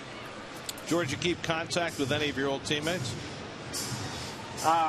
Very little. I have talked to Jerry Kuzman a couple of times. I've talked to Stuart Theodore a couple of times. I have a daughter who lives in Montana, and we fly through there, and one of the stops is Salt Lake City, Utah.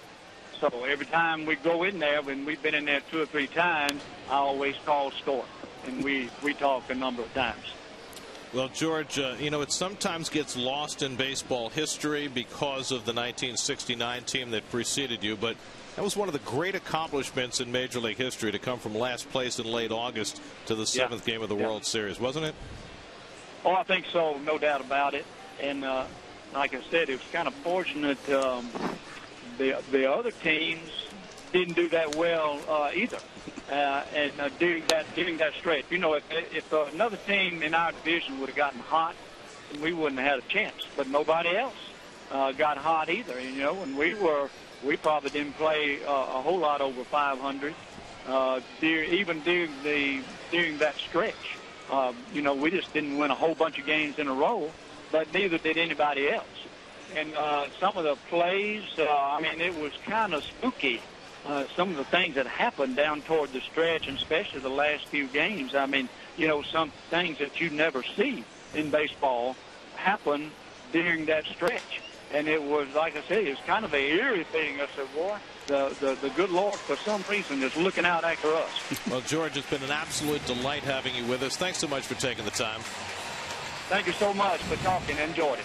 George Stone, a big part of the 1973 National League champion Mets, joining us from Jackson, Mississippi.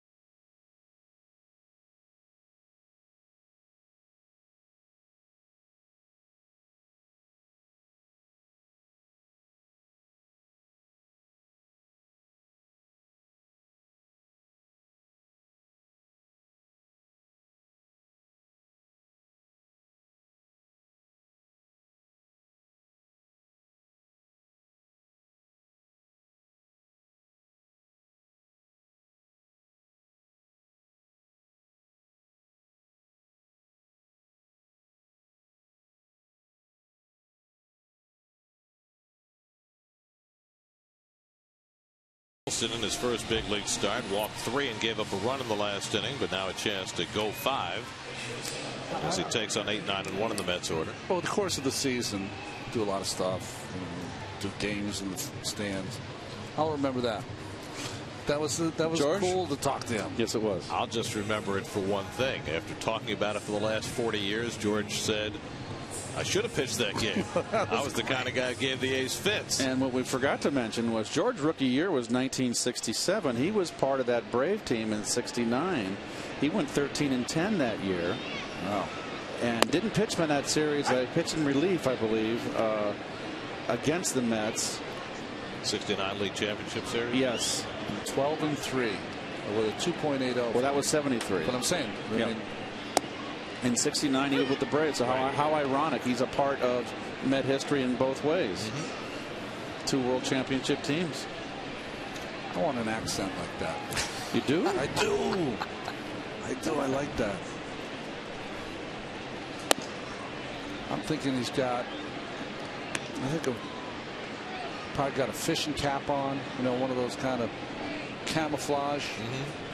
Well, he's got a pickup truck. Let's not paint with a broad brush. Oh.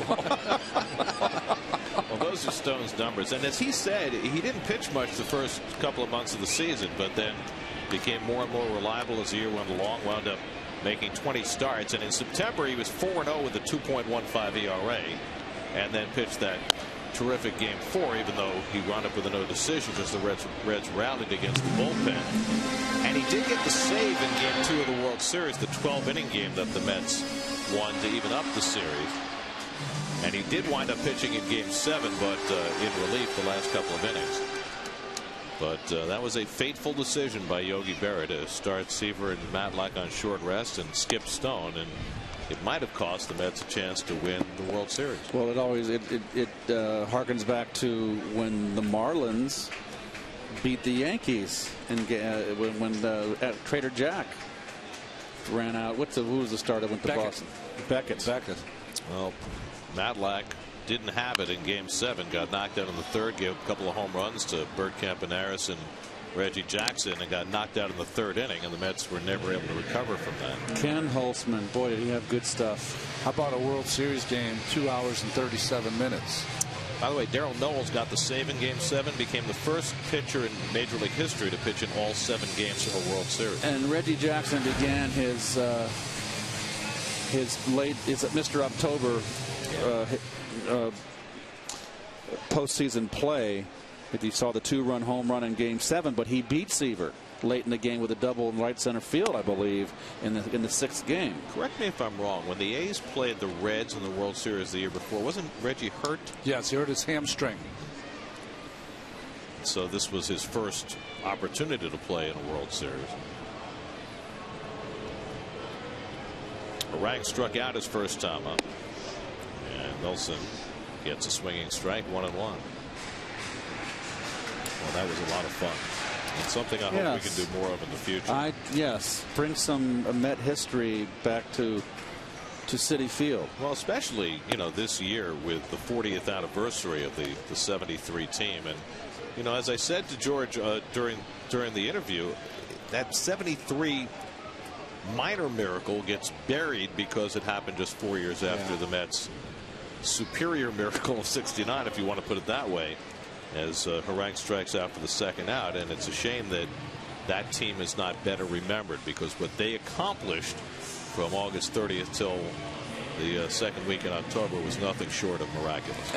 And for your fans at home, what he was intimating when Tug got up and yelled, "You got to believe," that Tug was making fun. No, he's mocking him. He's mocking of Donald Grant. So that's why the guys in the locker room had a blast with it. Here was the owner, this big rah-rah speech, and Tug was mocking him.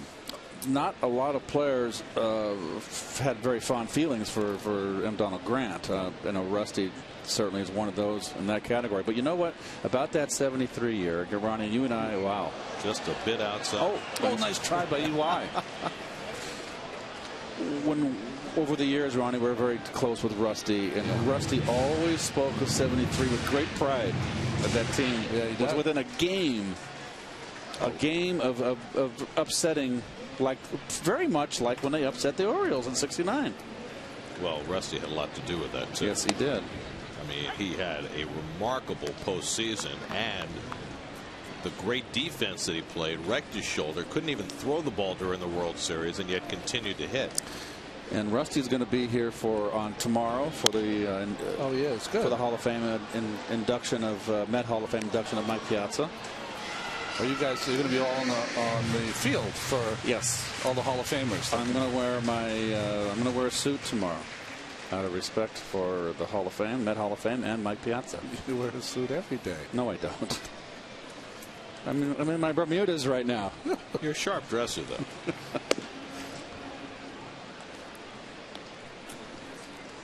I know Dwight Gooden's going to be here. You're going to be here, so it's going to be nice to see some of the. Maybe Buddy, I probably will make it. You know, Buddy will be here. At Cranepool. Young lines one to left and overcomes Schaefer to pick it off. Side retired. 1-2-3 inning for Jimmy Nelson. He's worked through 5. Mets 1, Brewers 1 as we head to the 6th. Well, 1973. Great year for the Mets.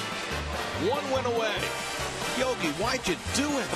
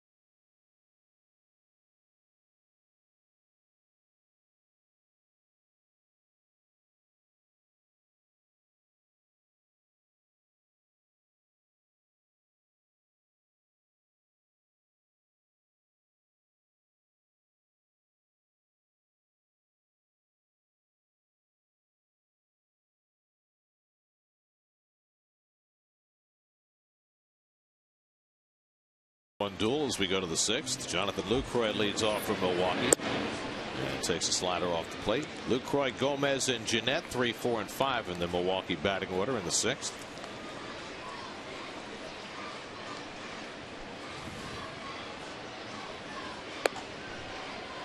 Two balls and no strikes to Lucroy. The game in Minnesota has gone to the 7th. Indians 5, Twins 1. If Cleveland wins, then they're a game up on both Tampa Bay and Texas going into the final day. Well, the most important person with Cleveland hitting the way they're hitting for their team might be the ex-Met, Joe Smith, because he's going to be having the responsibility closing those games up. And there's ball 4, so Harang walks the leadoff hitter in the 6th. His second walk. Let's check in with Gary Apple. Gary. All right, thanks so much. Eric Young Jr. made the final out for the Mets in the bottom of the 5th inning. It's been a terrific season for Eric. He is thrilled to be a member of this organization. We spent some time together before the game. He said he believes he has shown that he can become an everyday player. And I also asked him his favorite moment this season, and he immediately said August 2nd against the Kansas City Royals. It was not even a question. Tie game, bottom of the 11th inning. It was the first walk-off home run of his career. He broke the 2-2 tie. Mets won 4-2 in 11 innings. He said he floated around the bases. He said it was something to cross off his bucket list. It was something he always had dreamed about, always wondered what guys felt like when they did that, and that was his moment to finally do it. He said he had a walk-off single in the Instructional League, the Fall Instructional League, back in 2008, and he remembered that moment, but this, he said, was an entirely different level, something he said he will never, ever forget. Do they do shaving cream in the Instructional League? I don't know. Probably not. They don't shave in the Instructional League. That's a good point. Carlos Gomez 2 for 2, a single, a home run, 2 stolen bases today. Batting with Lucroy at first and nobody out. Just misses 1 and 2. It was a great ending to a kind of a melancholy night, because it's the same night that David Wright hurt his hamstring.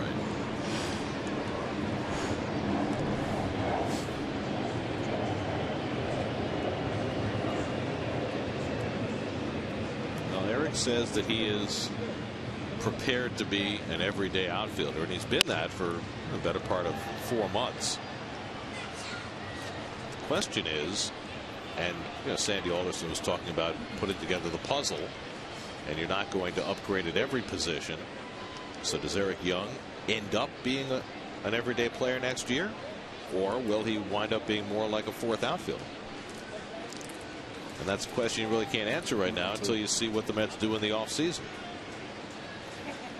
Strike 3 called. Gomez is down. 7 strikeouts for Harang. Well, that's the perfect pitch right here. I thought it came around to play it outside and back in, but close.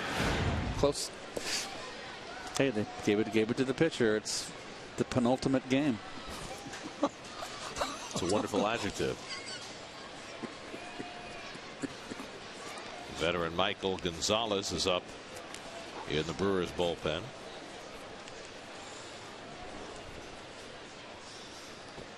One out and one on. Scooter Gennett is the batter. That's highway robbery right there. And Gennett lays off the curveball, ball 1. Harang over 100 pitches now, threw 104 in 6 innings in his last start in Cincinnati. Yesky Betancourt on deck.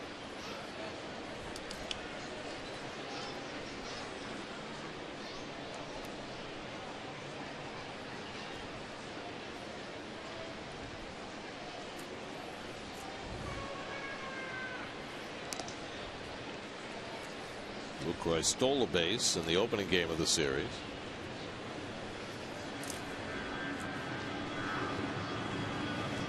Pedro Feliciano up in the bullpen. Left-hand hitter Juan Francisco 2 batters away. Probably Feliciano's target.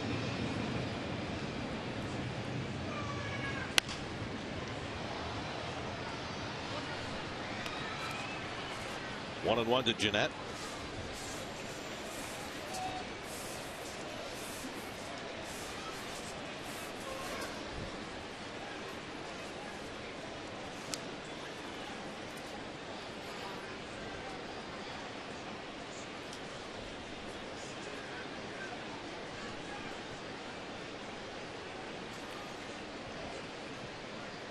There goes Lucroy. Recker's throw, not in time. Lucroy's 2nd stolen base of the series, and it's 9th of the year. Well, Harang, since he's been up with the Mets, or in the Mets uniform for the 4 starts, he just does not hold runners on well. He has almost the same time to the plate in the stretch as he does in his regular motion.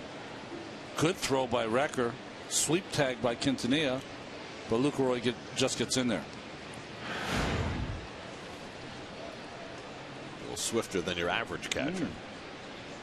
John Wathan-like almost. John Stearns.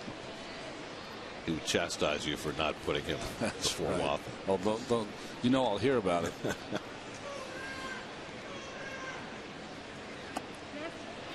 Well, when you hear about it, you'll hear it attached to his exploits as a football player at Colorado, because that's where dude really won his athletic prowess in his mind. Well, David Wright was telling me a few years ago when John Stearns was coach on the team, he was playing one of his interceptions when he was at Colorado, but he had queued it up the play before, and the play before showed him getting pancaked by a right pulling guard.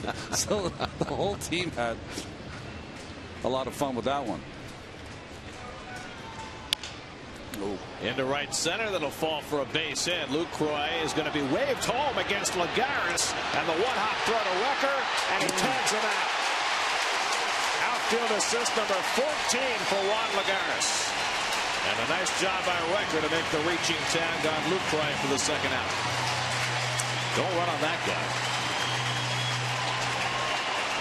It's a nice play by Recker here. The ball is up the line.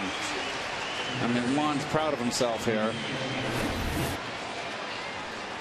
But the throw is up the line. Lucroy does not run well at all. A very poor turn. But just a really nice play by Recker. Did he tag him? Got him on the side of the face, it looked like. One thing Juan does, he gets rid of the ball.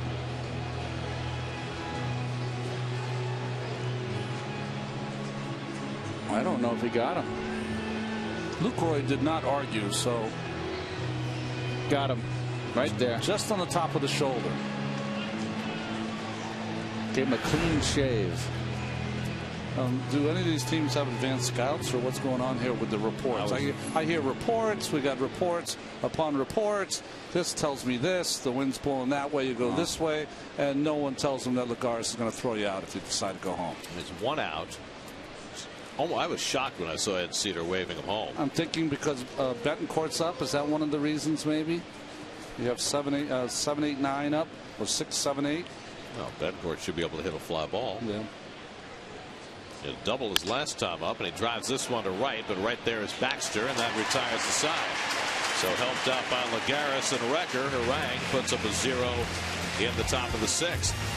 14 assists for Juan Lagares, second in the National League. And a nice tag by Recker. Still 1-1.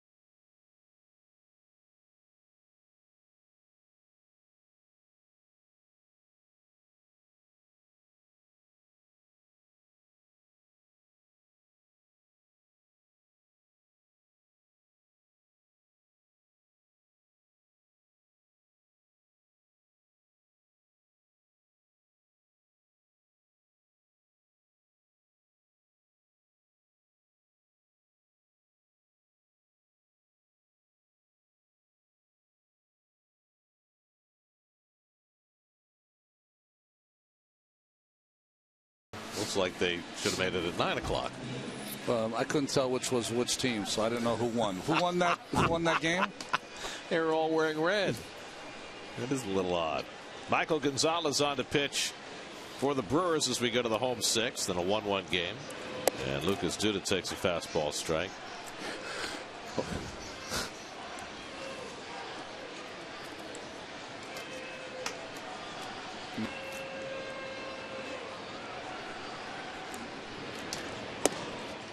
And a slider for a strike, 0-2 to Duda, who's fly deep to left and then walked and scored the only Met run in the fourth. David Wright on deck, and then Daniel Murphy against the well-traveled Mr. Gonzalez.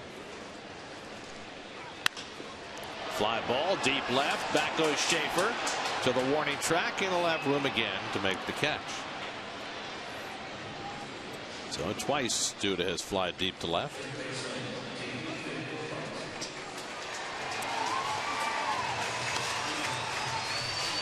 Now David Wright has been up twice and grounded out both times.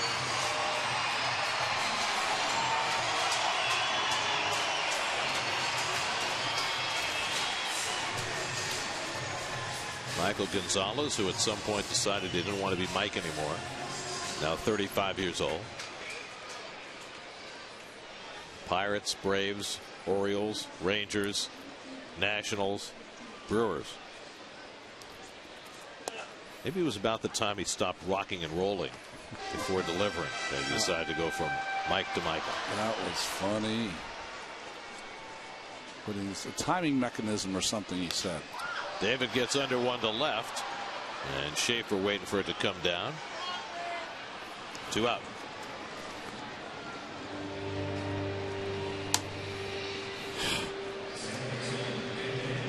So 2 up and 2 set aside. Now Daniel Murphy. A single, a stolen base, and the only RBI for the Mets today with the sacrifice fly. 78 runs batted in now for Murphy. 38 doubles, 186 hits, 92 runs scored. It really has been quite a year for Murphy. It's been a terrific year for Murphy, and hitting, you know, primarily on the 2 spot. It's not an RBI spot. Anytime you get 70 plus RBIs in a 2-hole, that is outstanding, and you get 90 runs scored, and he did it without walking gear.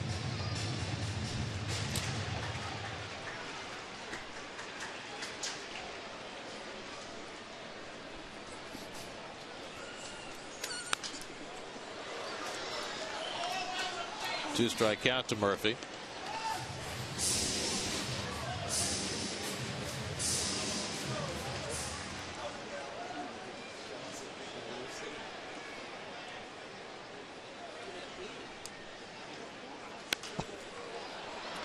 Gonzalez still throwing good. 94 miles an hour on that fastball. You know, he's been struggling for the last couple of months. Well, in May he was their pitcher of the month. Last 24 appearances, his ERA is 9. I mean, perhaps he's gotten a second win in the season's penultimate game. Sorry, I stole your word, kid. No, it's okay. A tit for a tat. All fair.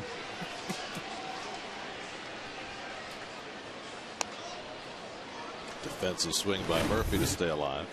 Well, looking at Murph's footwork here. So you always got to pivot that foot and face the pitcher.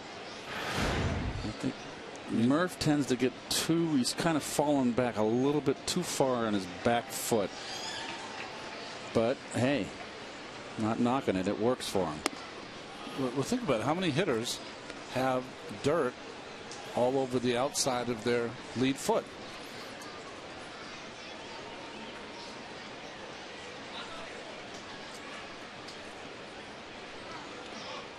No swing. Remember when Murph was much more crouched? Was it 3 years ago they got him to stand more upright? And he had that one adjustment year where he was uncomfortable with it, but he's very much upright now than when he first came up. I do have to say what I like the best about Murphy's stance. He's very balanced. 3-2 from Gonzalez. And a ground ball off the mound. Jeanette with the off-balance throw, and it's thrown away. And Murphy will stay at first base as the play is backed up by Lucroy. Should be an infield hit for Murphy. Well, I don't know. I just think a good throw, he's out. But it's a home book. A good throw, he's out. That's got to be an E4. They're going to give it a hit. If it's a home book, fine. I understand that, and I have no problem with that. But a good throw, he's out. It's kind of a tough throw to make across your body. Oh, it's the big leagues. Okay. Well, Murphy will take the hit, his second of the game. In fact, the Mets' second of the game. 187 hits now from Murphy. Murphy, if he wants to steal a bag, now's a good time. Stole one in the second inning where nobody was watching. His 21st consecutive steal.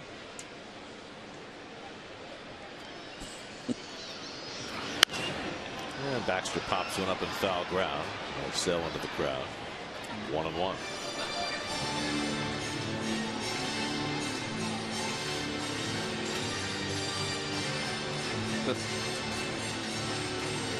Juan Lagares would be next.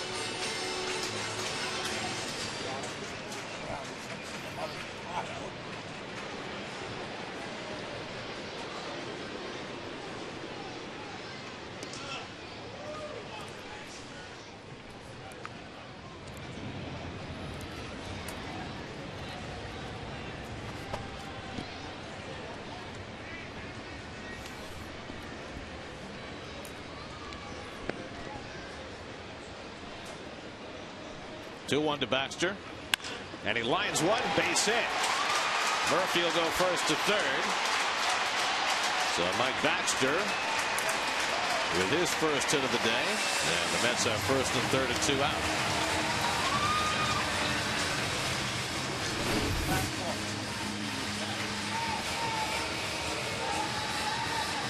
Good swing by Baxter there.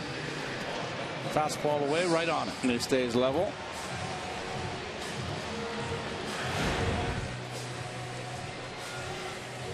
Ron Renicky heads out to the mound to make a pitching change.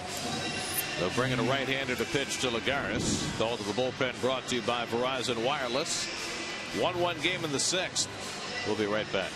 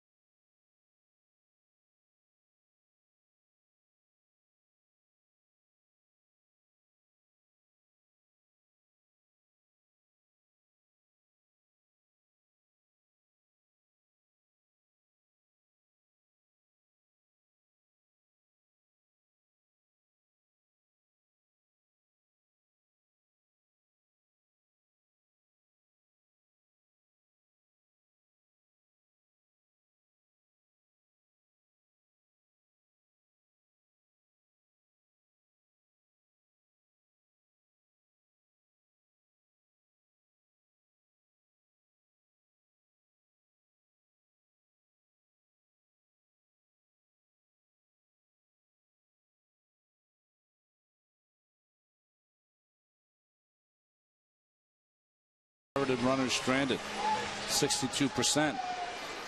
That's a first and third and 2 out for Juan Lagares. You know what you're going to get from Batenhop. Sinker, sinker, sinker. And Lagares takes a strike. Lagares is flying to right and drawn a walk 0 for 1. Badenhop always pitched well against the Mets when he was with the Marlins. Murphy the lead run at third. Baxter at first with 2 out. That's with back-to-back 2-out hits off Michael Gonzalez. And Lagares hits one out to right. Aoki has it lined up, and that retires the side. So Badenhop comes in to get the 3rd out. That sends us off to the 7th at Citi Field, tied at 1.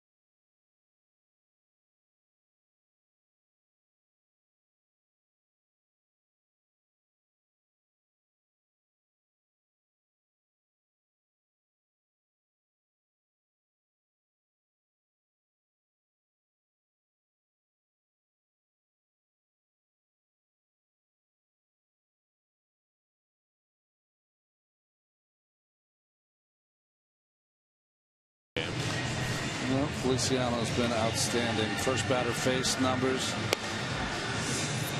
Right-handed hitters, well, he doesn't face many, so that number is almost moot. We'll see Sean Halton to bat for Juan Francisco to give them a right-hand hitter against Feliciano. Meanwhile, Juan Lagares made the last out. He's been giving his scouting reports on some of the young Met hitters down the stretch. Well, number one, 24 years of age, upper left-hand corner. That's important to look at right there. He's had almost 400 at-bats in the big leagues. That's a good slice. And he's been struggling of late. His swing has gotten long. I think he's become a little bit too defensive. He does go the other way as strengths. He does go the other way naturally. What has happened with Juan is I think that Juan, they started pitching him in. He's had a little difficulty, and he's a very serious guy. I think he's thinking too much. He's going through it. It's not all a bed of roses in the big leagues. And his upside is, of course, his outstanding defense. And you got the other guy we talked about the other day, Den Decker. If those two guys can blossom, you got not only two good players offensively, if they can blossom offensively, but you're going to have great defense in the outfield in two positions. And most importantly in this ballpark, center field. But, he needs to learn the strike zone. I know they kind of pulled the reins on him a little bit and get him from fishing. But like I've always said, it's a fine line. You don't want to take away his aggressiveness. But I think that he's been a little bit confused. He does drive into the ball, and if they start to pitch him in, and he needs to stay on top of the ball. Juan's, I think, going to be a 15 home run guy if he gets it together. On a good year, he might hit 20, but you don't need that from him. And I think he's a guy that can be a top of the order guy. So, this is what it's all about here. He's getting 400 at bats is almost a full season. That's a heck of a look. Now, when you say he's been a little confused, what do you mean? I think that they've jammed him inside, and he's got a little worried in there. And then when you get worried in, then you start fishing at bad breaking balls. they found out right away. I mean, it was pretty obvious, Gary, because we were watching him. We see all the Met games. When he first came up, there's strike 3 right there. That we were most impressed with him driving the ball in the right center field gap. Well, there's scouts out there that are saying he likes the ball out over the plate, and he's going to hurt you out there. So let's pitch him in. And that's what they started doing. And he's had a little problem with that. He's been inside outing a little bit. You know, he's 24 years of age. His first I call it really almost a full season. And he's played every day, so it's a lot of learning experience for him. And you don't know. He could blossom or he could not. I mean, that's the beauty of baseball, is you just don't know. It's not like basketball or football. You just don't know. You know, the most impressive thing for me with Lagares, when he came up, he just languished on the bench. And a lot of the coaches didn't think he could play at this level. He was a body. And he got in that cage and he worked. And he did not say a word. And he waited till he got his chance. And he's one of the few Mets that, when put in, see Dave Archma in the bullpen, when put in, he won the starting role because he kept playing. And I'm not sure everybody wanted to keep him in the lineup, but he'd get another 2 hits and he'd throw a guy out. He'd make a great catch. And the next thing you know, you had to play him because he forced you to. And I think that says a lot about Lagares. He got here in late April mostly because everybody else played their way out of the lineup, whether it was Colin Cowgill or whoever else. And injury to Dendecker. Right. And then, as you say, he sat around. He didn't play very much at first. They played him against lefties, and he had a little bit of success there, but they also saw what he could do defensively. And as everybody else kind of played their way out of it, eventually Terry started putting Lagares out there every day. That's what it was. They faced a spade of lefties, and they put him out there, and he got some hits, but it was like, well, that's against lefties. He's not going to do it against righties. And then he faced some real tough righties, Feliciano 2 in a row, and he got a couple hits, and they kept him in the lineup. That was well done on Juan's part. So is he going to play winter ball, Gary? He should play winter ball and get some more experience. Now Aramis Ramirez is announced as a pinch hitter. This will be Ramirez's first appearance in this series. And so the Mets will bring in a right-hander to face the Brewers slugger. Feliciano strikes out his 2 batters. And now it's David Ardsman's turn in a 1-1 game in the 7th. We'll be right back.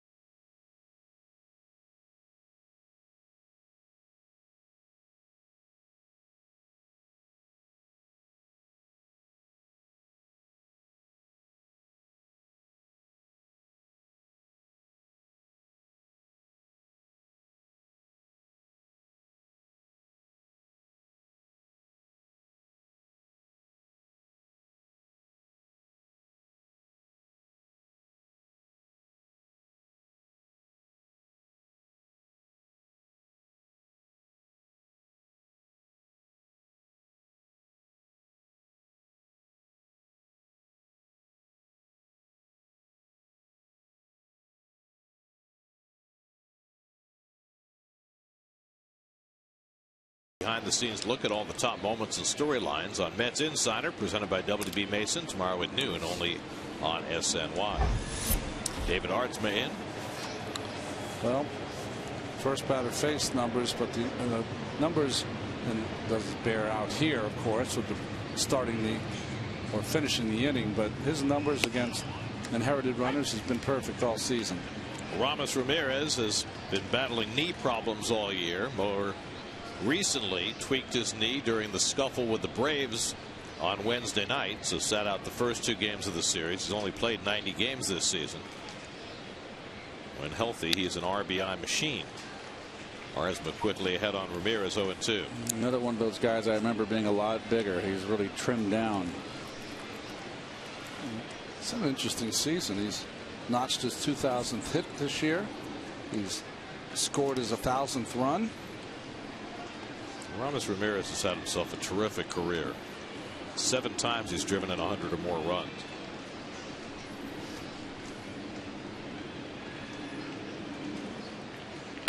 Remember when he came up with the Pirates as a 19-year-old? I think he started out 0 for 24. Got his first hit against the Mets. Got a standing ovation at Three Rivers Stadium back in 1998. And he hooks one over shortstop for a base hit. So Ramirez behind in the count, has himself a pinch hit single, and he's aboard with 2 down.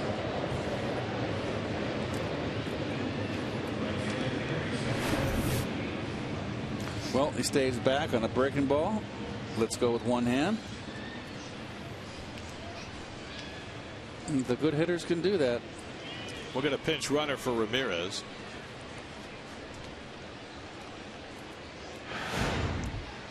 Tyler Thornburg, a pitcher, will run for Ramirez with that achy knee.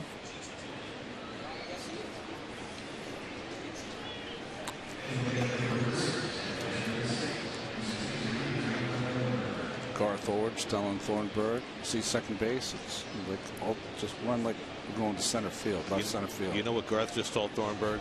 They always misspell my name too. That's right. We just misspelled Thornburg's name.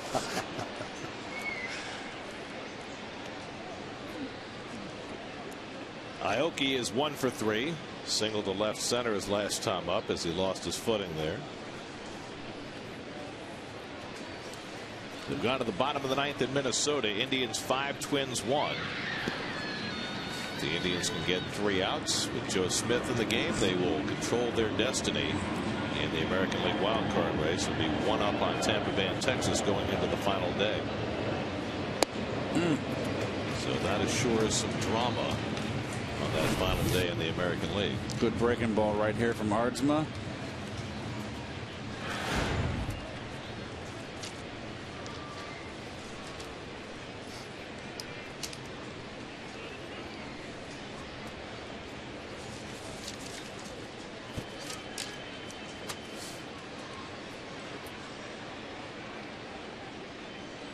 One from Artsma, and Aoki hits it to center. Coming on hard is Lagares, and he makes the shoestring catch to retire the side. Another fine play by Lagares. Outfield assist in the 6th. Shoestring catch to end the 7th.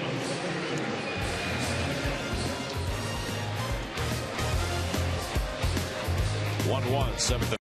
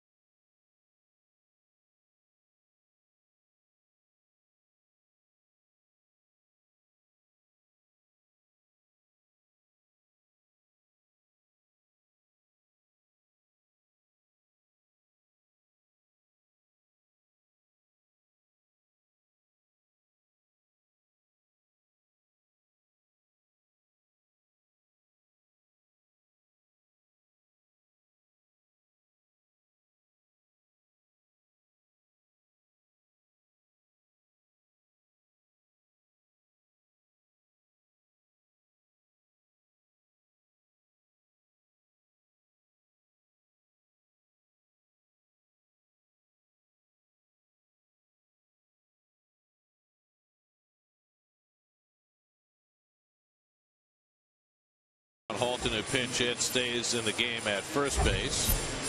And on to pitch for the Brewers, right-hander Michael Blazek. Well, it's been a tough season for Blazek with that high ERA. He's controlled the left-handed hitters. He's got a pretty good change of pace. Blazek, originally signed by the Cardinals, came to the Brewers in the deal that sent John Axford, the Milwaukee former closer, to St. Louis.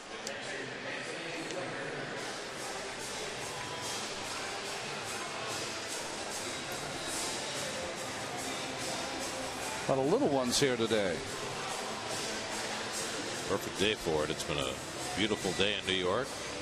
Late afternoon, early evening, in early autumn. I like this time of game, by the way. 4 o'clock? Yeah.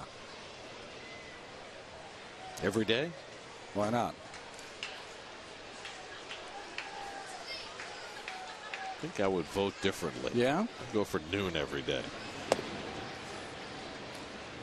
Have a normal life. Be home for dinner every night. This is normal life. We'll be home for dinner tonight. 9:30. Let's not go crazy. You and I had a couple of games this year already. So Recker pulls one toward the hole, and it trickles off Betancourt into left field. And the Mets have the leadoff man on against Blazek in the home 7th.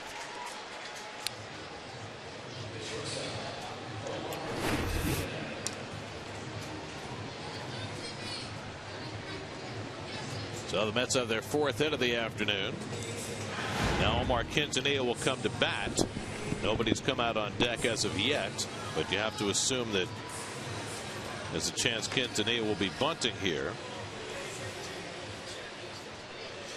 And Justin Turner comes out on deck. I mean, with the 3 catchers, you wouldn't run for Recker here. Give you a little more speed in case the bunt's not perfect. I hate to speak in the pejorative, but who are you going to run? I guess Dendecker is the one guy on the bench who can run. If you get a lead too, you stick him out in right field. You can run Tovar. Yes, you could do that too. That would be my choice. I wouldn't want to use. You've only got Centeno and Dendecker on the left side. Quintanilla, a little slap bunt, and Betancourt bobbles it, and everybody's safe. Well, that was an odd little play by Quintanilla. A bunt with a little bit of extra oomph to it, and for some reason Betancourt couldn't handle it. Well, Betancourt, because it was bunted with a little extra oomph. Very unusual. Thinking of lead runner. Yeah. And took his eye off the ball. So the Mets are in business here. Another sacrifice, 2nd and 3rd, 1 out. Bring up Mr. Young with a chance to put the Mets ahead. It'll be Josh Satin to pinch hit here. Turner called back with 2 men on. It's a sacrifice and an error on the 3rd baseman. So now Satin with 1st and 2nd and nobody out. See if he's asked to bunt or swing away. See, I would have hit Tovar here and let him bunt. Yep. Bring up a pitcher. I'll let a pitcher bunt it, but no, we don't want to go there. They've already shut it down. The pitchers. Brewers are playing for the bunt. Betancourt in at 3rd. And Satin squaring takes outside ball 1. I'm not convinced that this is a straight bunting situation for Satin. Well, it's 1-0. We can give him one swing to one pitch right now, 1-0 count. I'd let him swing once. You get a fastball here. Although, let me ask you this. Could this be Terry seeing if Satin can get a bunt down since he's never been asked to do that? No. I would. Do you want Satin in your future to be able to be a guy who's going to call on the bunt? I think it's going to be a guy that's going to swing the bat. I would like Tovar to bunt. Then you have Satins, you have Turners, you have others to drive them in.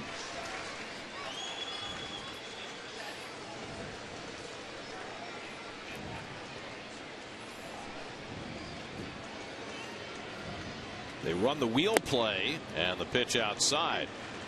You have the 3rd baseman Betancourt charging and Segura, the shortstop, moving to 3rd. Tim Tuffle is going to come in. Wheel play. He's going to come in and talk to Satin. And that's the lazy man's wheel. If we can run that again. You're not supposed to be where Segura was. You're not supposed to be there. Come on. You're supposed to be over here. You bluff and then you break. He just doesn't want to walk the extra mile. It's more of the square wheel. It's just giving it away. I mean, it's just not. I mean, they're working it with a second baseman. And again, they run the wheel, and again, Satin had the bunt on, and he takes a strike. I don't really understand this defensive alignment at all. You got the second baseman on second base, so that frees up Segura. Okay, but now you're telling the pitcher that he has to cover the middle and first base line because the first baseman can't charge. This is an all or nothing, Ron. Plus, everyone's out of position. Let him swing the bat. 2-1 to Satin. And he's set to swing, and he fouls it off. So they finally took the bunt off on the fourth pitch. And Satin fouling off the 95-mile-an-hour fastball. Here's my question for you. Is Segura cheating like that? Is it a not hustle play, or is it because he has a bad hamstring play? I thought he was just hedging. Just hedging? Well, with the second baseman covering the bag, then there's no need for him to have, he can cheat over there. I just don't like that play at all. Now with 2 strikes, the infield plays back. Wrecker at second, Quintanilla at first, and nobody out. And Satin lays off 3-2. Do you run him? Why not? Satin's a tough strikeout. Well, except that he's second base. He does tend to take called third strikes. Well, if the guys are running, you can't take a called third strike. Kevin did an interview with him. He said he's not doing that anymore, Gary. Remember? Okay. We'll have to take him at his word. Of course, Josh hit a home run the other night that was odd in its own way. Not going, and it's fouled off. The only home run I think any of us has ever seen where the batter hit the ball and hit it back to the plate for the next pitch. Turned out it was fair, went over the fence, was called off the wall, had to be reviewed, and Satin sheepishly finished his path around the bases.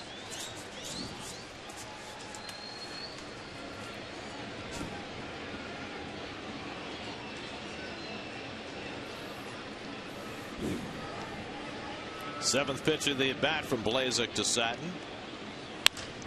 And fouls another one.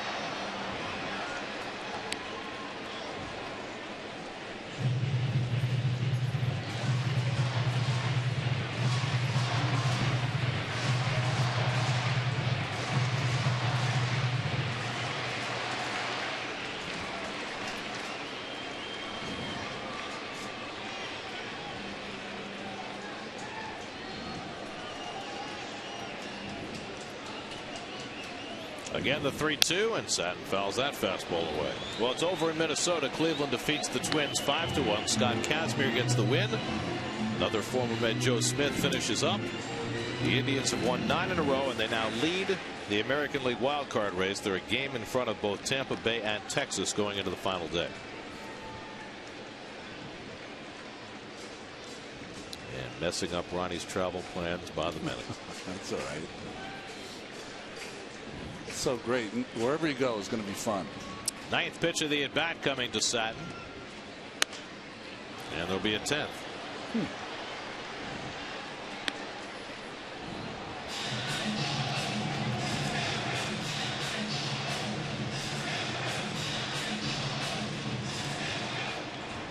Wrecker at second, Quintanilla at first with nobody out.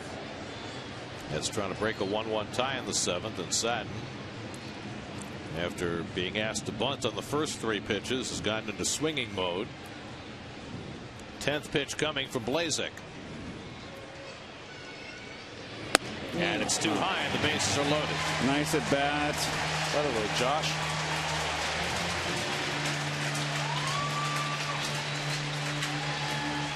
Well, that causes some unhappiness in the Brewers dugout. Well, the Mets are in business here. Eric Young comes up with the bases loaded and nobody out. Eric's 0 for 3 today, lined out to left his last time up, just 1 for 11 in this series. We talked at the outset about the stolen base race between Young and Segura. Nothing's developed because neither one's reached base today. Wrecker, Quintanilla, and Satin, the base runners. Not a whole lot of speed out there. The infield comes most of the way in for Milwaukee. And Young has a fastball blown by him, 0-1. He gets underneath that ball. That's a ball out over the plate that when Young goes well, he hit between the third and shortstop, third baseman and the shortstop. A little bit of a lift swing right there, but he's trying to probably get a sac fly here. And now it's 0-2. It's throwing hard. Kind of reach back and put a little something extra on it. Just throws this right by Young.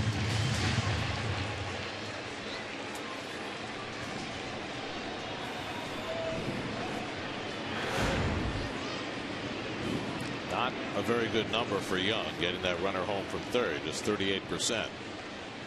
Now in a 2-strike hole. And that one misses at 97. A blazer for Piazza. I guess he didn't earn a Cholula.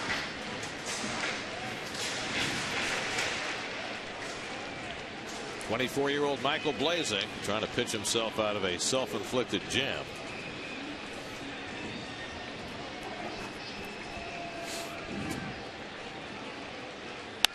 And Young lifts one foul.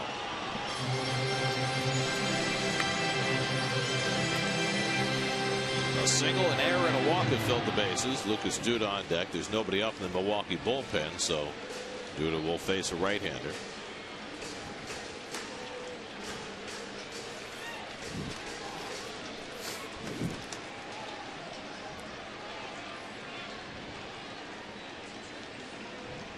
Again, the 1-2. And it's hit to center. Coming on is Gomez. Record tags at third, but he's not going to try it, as Gomez fires a strike to the plate. That's the first out. Well, that's a good at bat. What you can do. I mean, that ball hit right on the nose.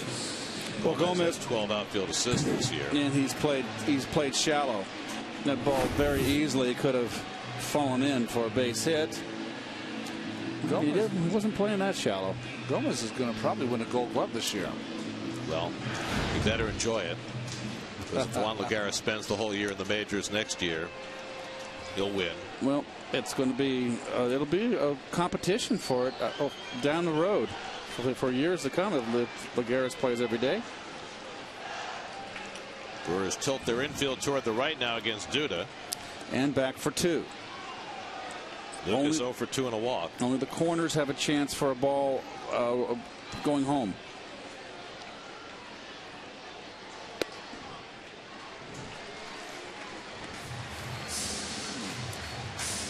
Well, Recker can get a real big lead down that line. And the rule is you get as big a lead as the third baseman is away from the bag. So Lucas has also had trouble in these situations. Just 5 out of 12 getting the runner in. But now Blazek falls behind him 2-0. Betancourt is so far off the line that Recker can take its lead equidistant. There you go. See how Betancourt is that far off? That's how big your lead can get. It's the same distance that Betancourt is away from the bag. He can't beat you back if you're the same distance. Now it's 2-0 to Duda, and he pops it up. Infield fly rule will be called. The batter is out, and Betancourt has it for the second out. So the Mets had bases loaded and nobody out. Young and Duda can't get the run in. It's left to David Wright. Well, let's see the pitch. It's a pitch right down the middle. And look. So the frustration continues.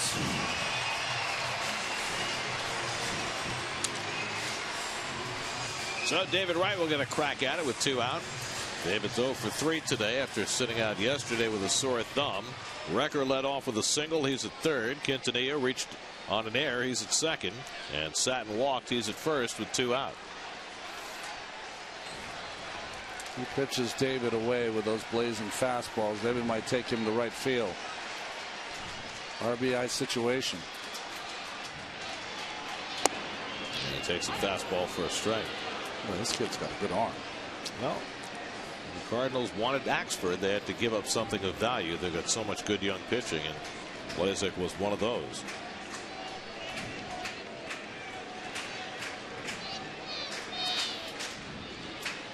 Oh, and 1 to Wright. And the breaking ball pulled down to third. Betancourt will win the race to the bag. And the Mets, who had bases loaded and nobody out, do not score. And it keeps it a tie game heading for the 8th at Citi Field.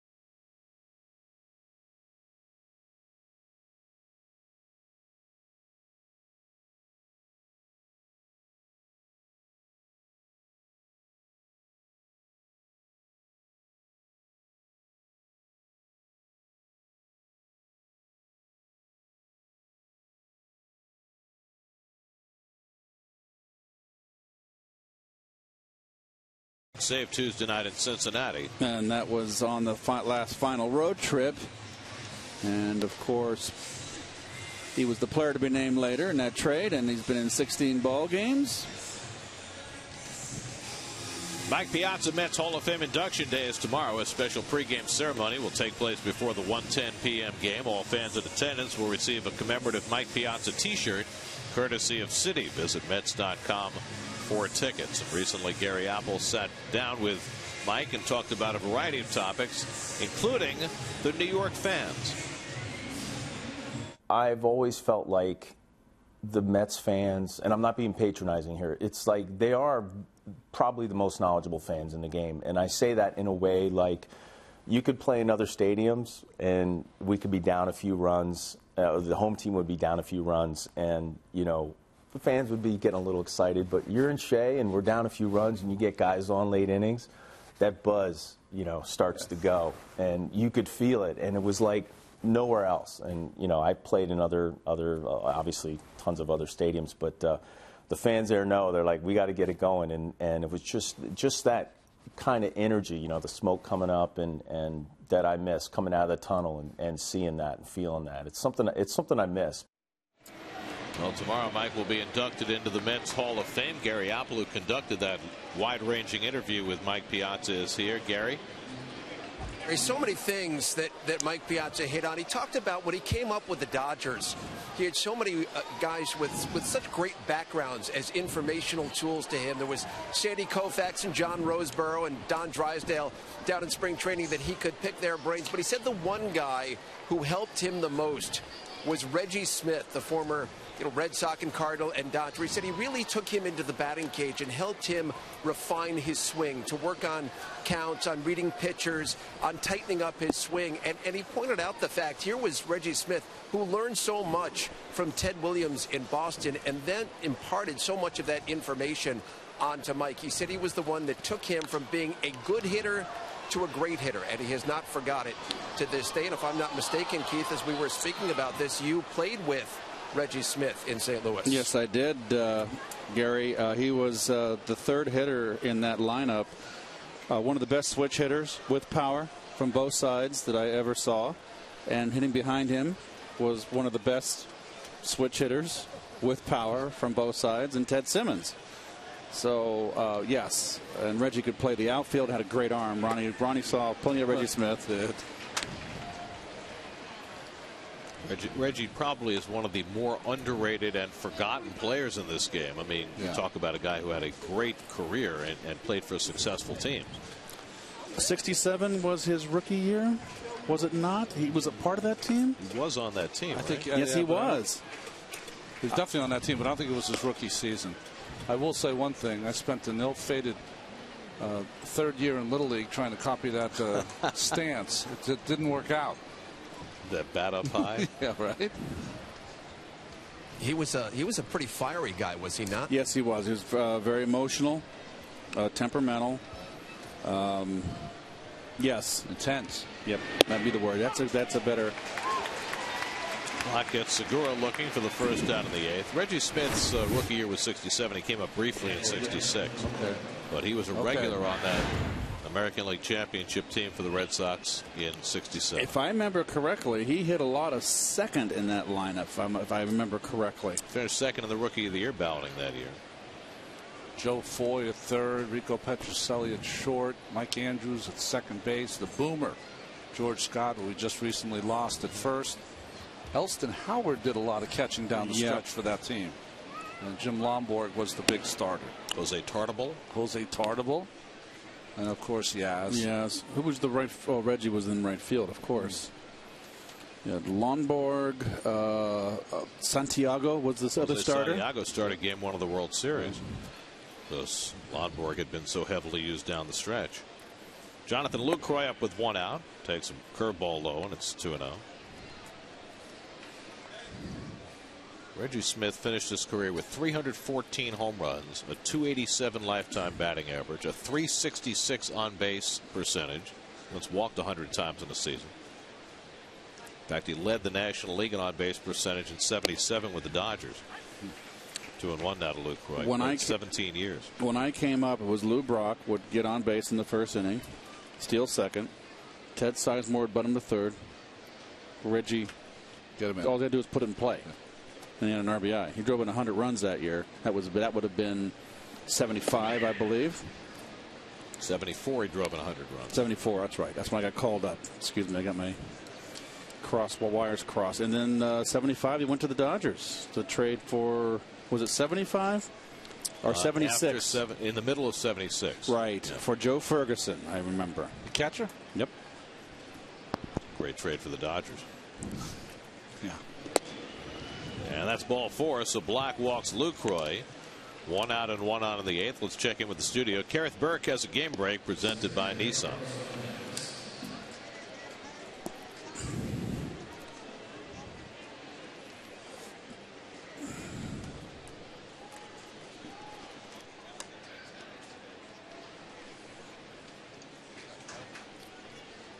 Here's Carlos Gomez with 1 out and 1 on.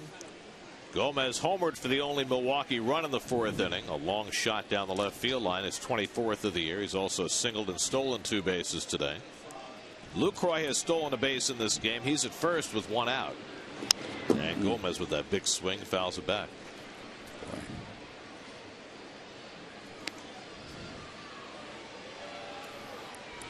And then big cut. Then he smells his bat to see if there's any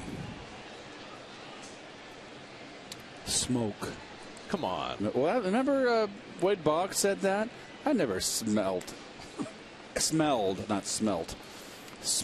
any smoke after I fouled ball back. Shallow right field, and that's going to drop in for a base hit. Not read particularly well by Lucroy, so he'll stop at second. And the Brewers have first and second and 1 out. 3rd hit of the day for Gomez. I'm sure it looks different on the field, but from up here, as soon as he hit it, you knew it was a hit. Off the end of the bat, looped into right field. Baxter's got to respect the power of Gomez.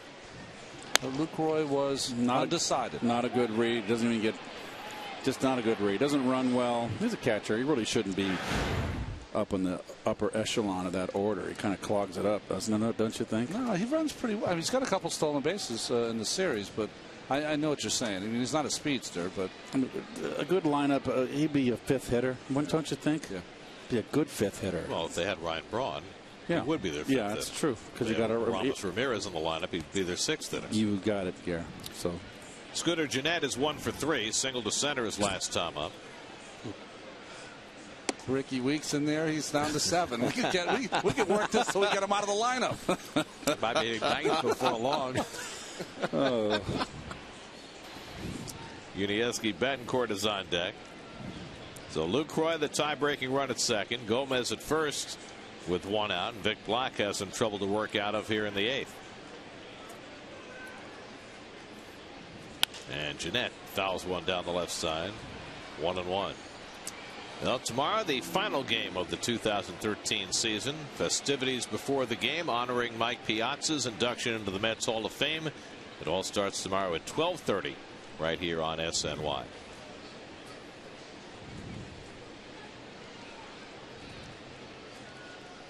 They are telling fans to be in their seats early.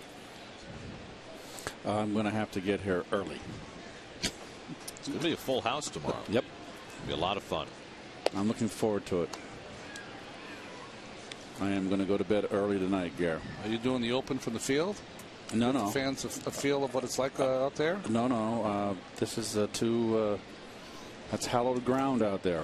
We don't want to encroach on any No way. wireless microphones on hallowed ground.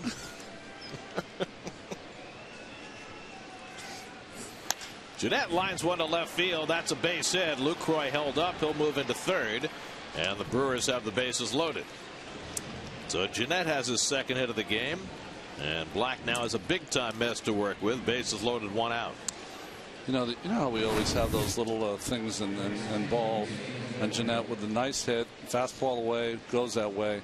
You know, guy makes an error. I'm sorry. Guy makes a great play. He's the first one up the next inning. Well, if you don't cash in on your chances, you can bet the next inning the other team's going to have a chance. And they do. Well, the Mets have the bases loaded and nobody out in the last half inning. It didn't score. Now the Brewers have the bases loaded and 1 out here in the top of the 8th. Dan Worthen out to counsel Vic Black before he pitches to Yuniesky Betancourt. Remember, Ron Renicky loves to squeeze. Loves it.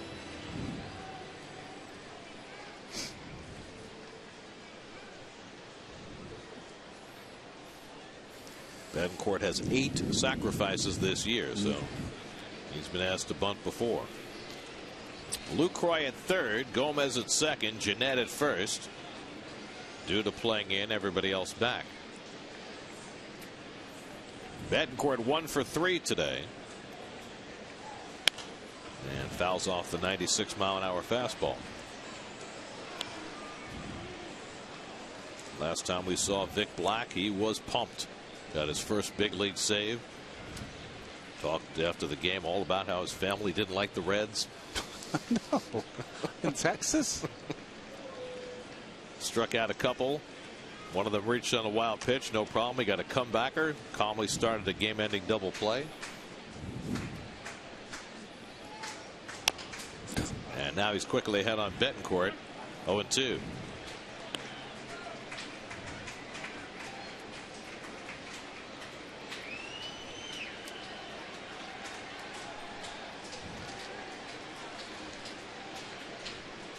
The Brewers have hit just 3 grand slams this year. Betancourt's hit 2 of them. But after an 0-2 count, he's had his troubles. Black with the 0-2, and he bounces the breaking ball. 1-2.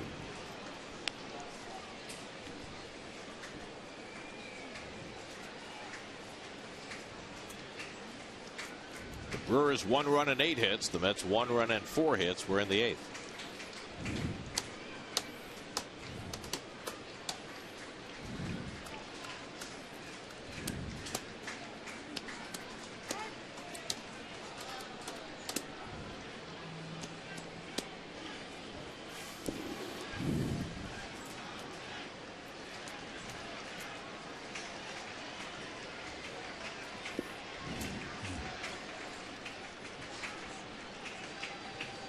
Now the 1-2 from Black, and Betancourt fouls off the curveball. Betancourt is such a free swinger. Yeah, I think fastball about neck high over the plate. He'll swing at that pitch. He just overswings. He only knows one way. But comes out of his shoes every swing. 13 home runs this year for Betancourt, including those 2 grand slams. 1-2. Just inside, 2-2. Hard-working inning for Black. He was throwing 97 earlier in the inning. Now more 93, 94. Doesn't want to go to 3-2 on Betancourt with the bases full. And Betancourt pokes one foul.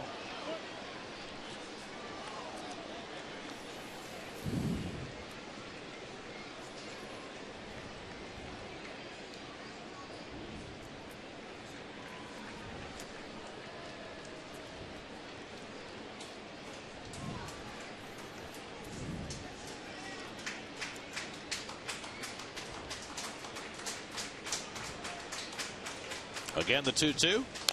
And the curveball is fouled off. Well, Betancourt's hanging in there. And Black's throwing him everything he's got.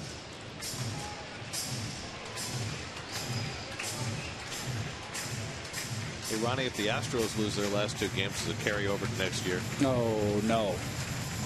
You can if you want to be sadistic. Lost 13 in a row, 109 for the year. Awful. Most losses since the 04 Diamondbacks lost 111. Tim Burdack, next man up in the Mets bullpen. 8th pitch of the at-bat coming from Black to Betancourt with the bases loaded. And the curveball hit to left. Young is there. Tagging at third is Lucroy. Lucroy comes down the line with the go-ahead run. And it's 2-1 Milwaukee. So Betancourt with the sacrifice fly puts the Brewers in front 2-1. Well, they got the job done, and he fell behind. He fell behind 0-2 in this at bat. So give him some credit here. Fought off a lot of good pitches. Gets a high fastball. Oh, hanging slider, RJ. Spinner. Oh, I haven't heard that one in a long time. That's what we used to call them. The hanging Detroit slider. Spinners? No. What'd you get, Spinner? So run is in. 2 out and 2 on. Record letting the infield know what to do if Gomez and Jeanette take off. Sean Halton up for the 2nd time. Halton came up as a pinch hitter for Juan Francisco in the 7th and struck out. Stayed in the game at first base.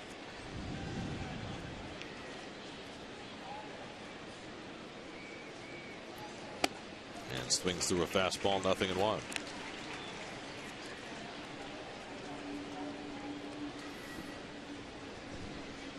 Logan Schaefer would be next. That's why Burdack is up in the bullpen.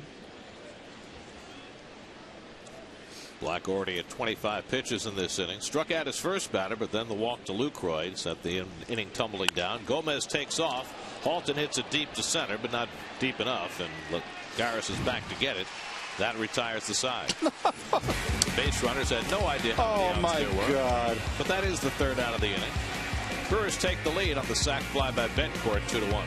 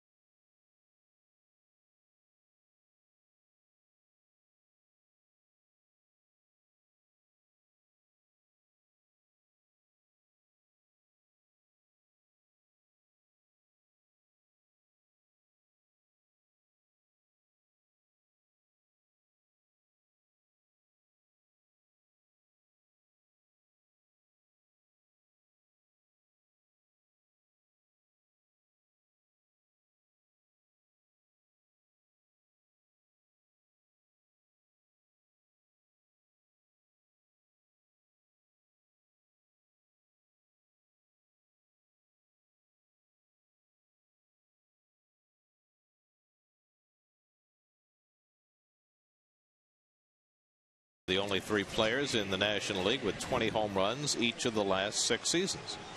6 seasons, 20 or more home runs, 3 of them. Well, here watch the base runners here on the 3rd out of the inning. Watch both of them. It's like Mo Larry Cheese. Oh, there's 2 outs. No, there's 1 out. But the third base coach didn't know either. Oh, my God. That was 0 for 3. Major fineage. Jeff Bianchi comes in to play shortstop. Segura's had the bad hamstring, so he comes out. And Donovan Hand will pitch the 8th inning. Mr. Spicoli's been kind enough to bring us a snack. 70 hits and 66 in a 3rd innings. No wins for the Mr. Hand. That's the great Ray Walston, of course, Mr. Hand. That's right. Also my favorite Martian. Oh, that's right. Bill Bixby. Murphy 2 for 2 in a sacrifice fly today. Mets down 2-1, and the curveball from Hand is fouled off. 67 on the curveball. You guys watched a lot of TV, you two. SNY Super Slow Motion is brought to you by your Mercedes-Benz Tri-State dealers. Visit them on the web at searchmercedes.com. Ray Walston, I believe, I know in the movie version of South Pacific, he played one of the sailors. And I believe he was in the original cast of South Pacific with Mary Martin. And of course, he was in Damn Yankees, too. He was the devil. Yes. Tempting Joe Hardy. Yes. Whatever Lola wants. Lola gets. She gets.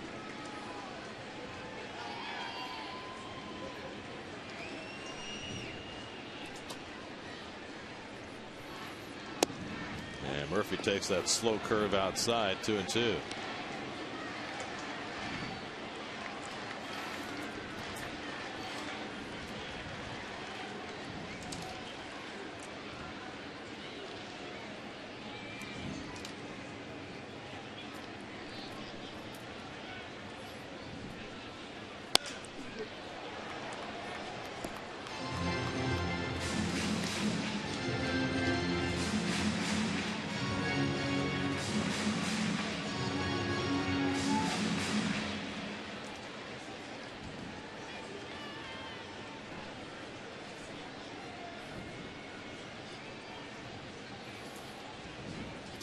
Two and two to Murphy with Baxter on deck. And it's just off the plate. And thought he had it. 3-2. Tatic just had a good game behind the plate. He has not missed many pitches, and he didn't miss that one. Came around the plate. That's a bend around.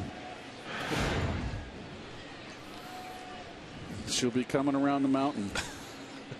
When she comes. Murphy defends. Still 3-2.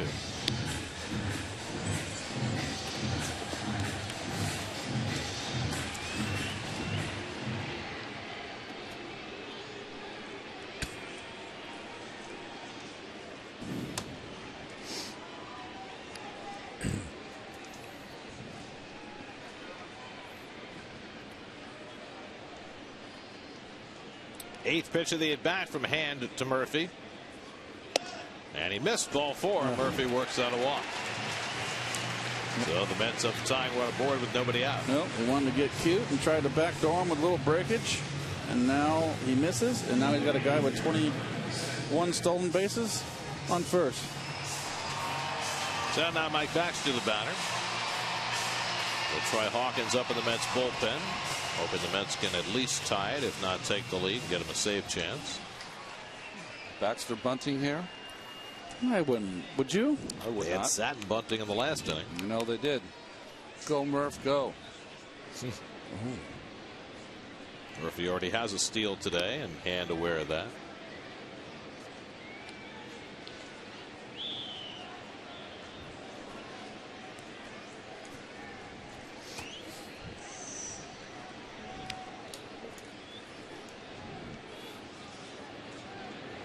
Right.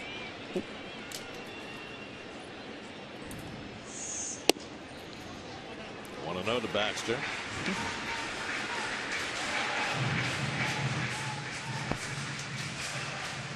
Good pitch to hit. Leadoff walk. Got a guy out there protecting a 1-run lead. Some pitchers don't like that situation, so it's a good pitch to hit. Don't sit there and take it. If it's a nice fastball, take a rip. Murphy's steal today was his 22nd of the year and his 21st in a row.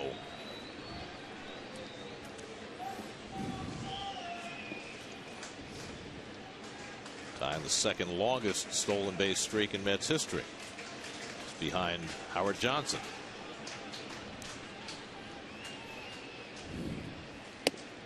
Oh. And now Hand behind 2-0. Really, really a fastball count here.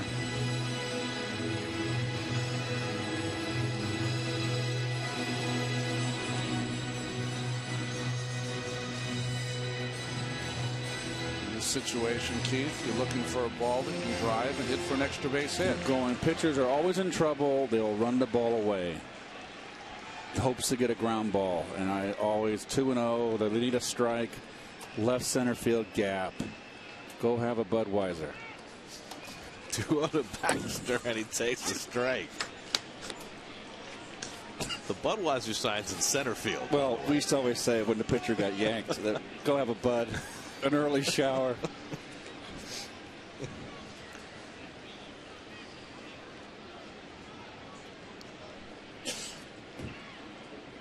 Donovan Hand with the 2-1 coming to Baxter. There goes Murphy, and Baxter hits one out to center field. Not quite far enough to reach the Budweiser sign. Gomez pretending he doesn't know where it is, but he makes the catch, and Murphy goes back to first.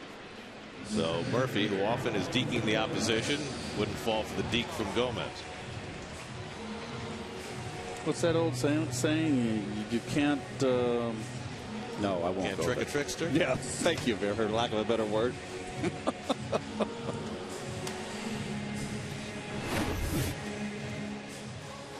Yeah, he's not going to fool anybody here, please. I mean, come on. It's like Victor Mature out there. Oh, boy. Second to last game of the year, right?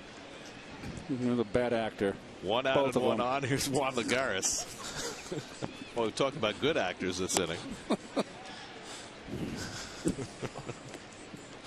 Lagares twice has flied to right and drawn a walk. Anthony Recker on deck. Murphy the tying run at first with one out.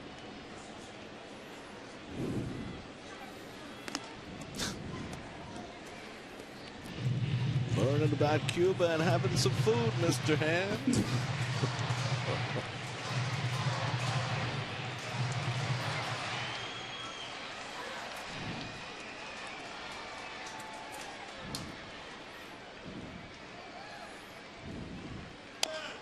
And Lagares bounces one foul, 1-1.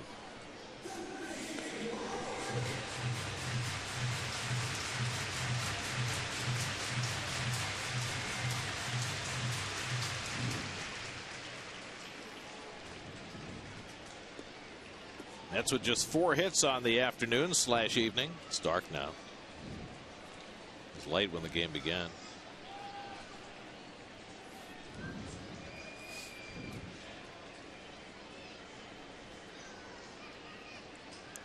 And Lagares hits a double play ball right at Bianchi. Jeanette with a turn despite Murphy's aggressive slide. 6-4-3 double play to end the inning. And that sends us off to the 9th. Hand of the Brewers with a 2-1 lead.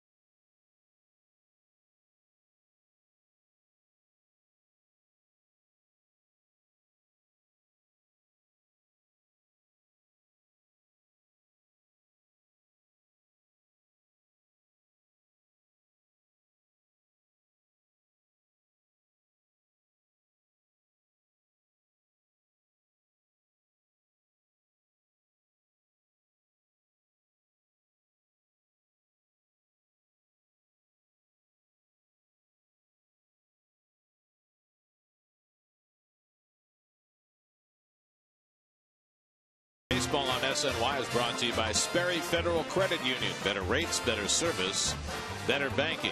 By Geico. And by AT NYN, rethink possible. I get very distracted watching those 1973 highlights while trying to read the billboard.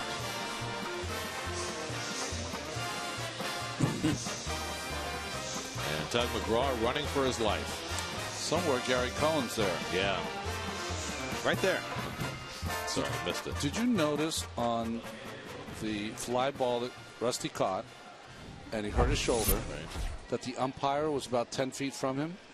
He had sprinted out there to make the catch from the right field line. Well, that's what he's supposed to do, isn't it? When's the last time you saw that?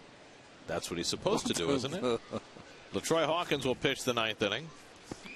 Logan Schaefer leads off for the Brewers, who lead at 2-1. Schaefer's 0 for 3 today.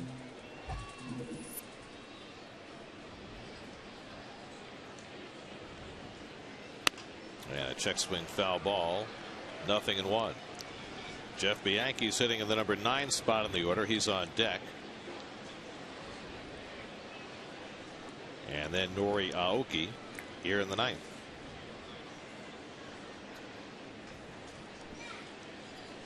Brewers took the lead in the 8th on a sacrifice fly by Unieski Betancourt. Quick pitch by LaTroy, misses outside, 1-1.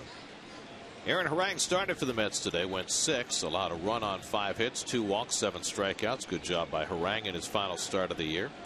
Pedro Feliciano faced 2 batters, struck them both out.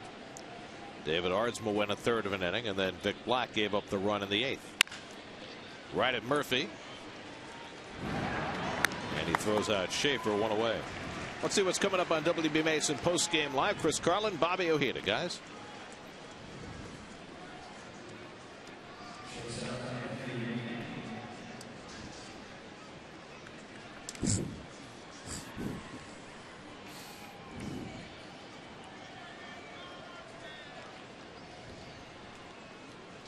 Jeff Bianchi up for the first time in this game, 1 for 8 in the series. By the way, we haven't talked about it today because there is absolutely nothing official about it, but there are various reports around today that the Mets are on the verge of offering Terry Collins a new 2-year contract. But nobody from the Mets has said a word to us about it, so disinclined to join the speculation. Yeah. But we all certainly hope that's the case as Bianchi hits it into right field for a base hit.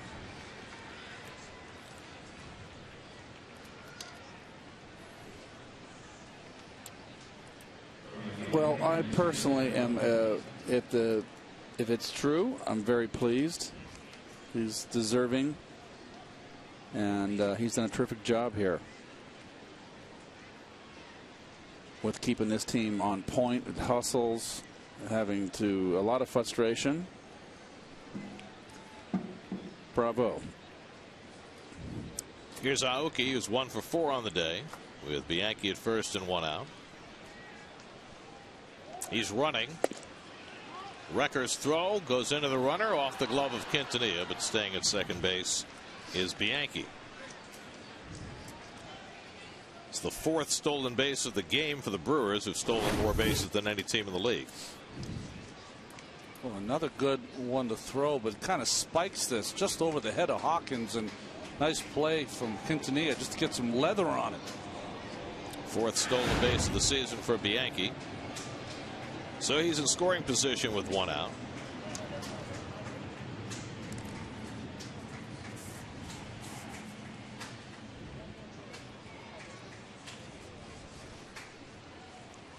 Hawkins last pitched on Wednesday, finishing up the Mets' 1-0 series clinching victory against the Reds. He's been battling a bit of a tired arm down the stretch of the season. Well, those are the records for the Mets during Terry Collins' 3 years of tenure. Sometimes you have to match records up with expectations. How many people were predicting the Mets would lose 100 games this year before the year began?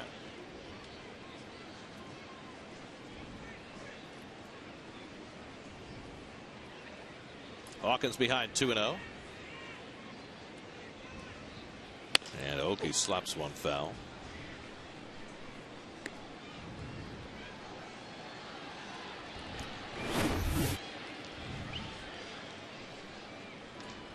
boy, directing the infield before the pitch comes, I find that very distracting as a pitcher. How about you and me, buddy? We'll concentrate and let those guys take care of it.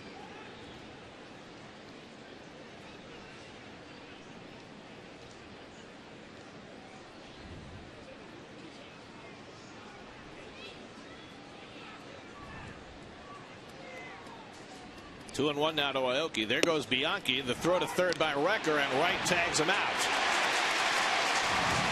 So Bianchi, after stealing second, caught trying to steal third. I didn't think he had him at third. I thought he slid on that outside of the bag. Let's see. Another perfect pitch to throw. Right down the middle, high.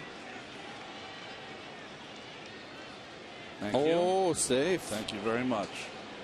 Dale Scott with the call. Did not appear to be the right one, but the Mets will take it. So 2 out and nobody on. A 2-2 count to Aoki.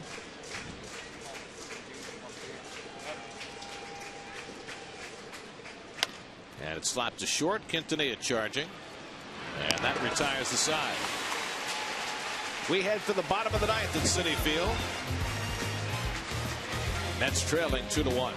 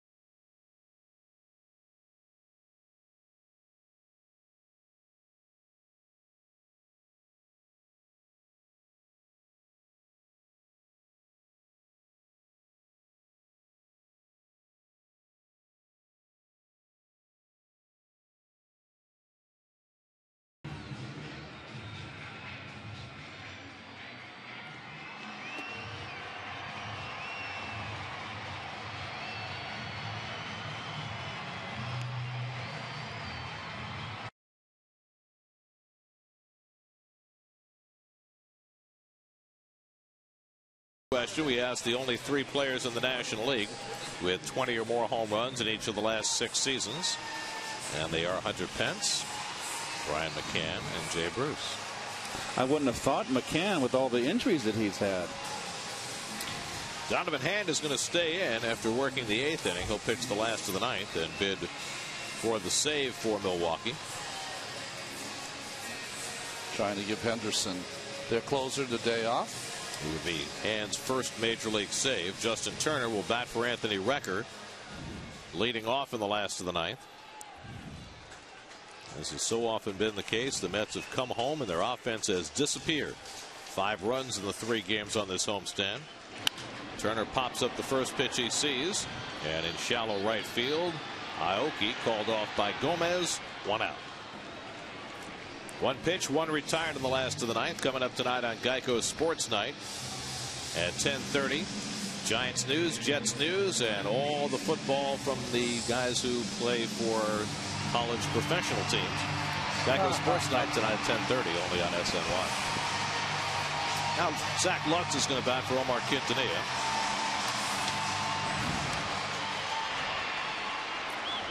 Lutz has swung the bat well in his late season trial, 6 for 20. Batting here against Donovan Hand with 1 out and nobody on, and he takes a slider off the plate for ball 1. Andrew Brown has come out on deck to bat for the pitcher.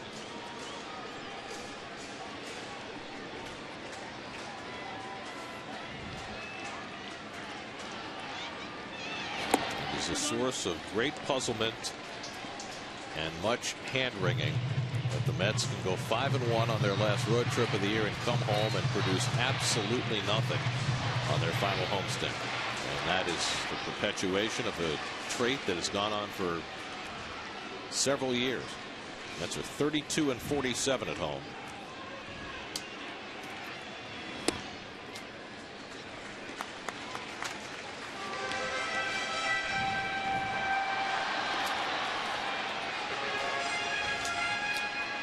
Don't think that when they have the organizational meetings after the season that won't be one of the prime topics.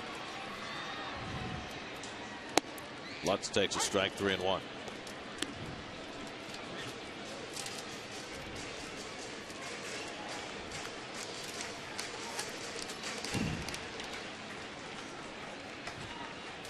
Hand worked around a leadoff walk in the 8th inning. He's gotten the first out here in the 9th. And he misses inside to Lutz, so there's the second walk issued by Hand, and again the Mets have the tying run on base. That's 6 walks by Milwaukee pitching today. Mets only have 4 hits, though. We'll get a pinch runner now. Matt Dendecker will bat for Lutz. Will run for Lutz. So Dendecker pinch running, representing the tying run. And Brown at the plate trying to get that run in. Oh, this guy's right up the alley for Andrew Brown. It's tough coming off the bench, but that little slider he throws plays right into Brown's bat speed. Brown 6 for 24 as a pinch hitter, including a pair of pinch hit home runs. One here would give the Mets a win. Taken outside, ball 1.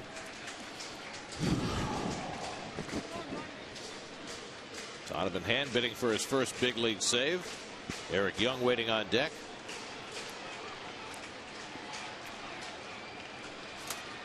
Brown started last night in right field, went 1 for 3, just 5 hits in his last 46 at bats.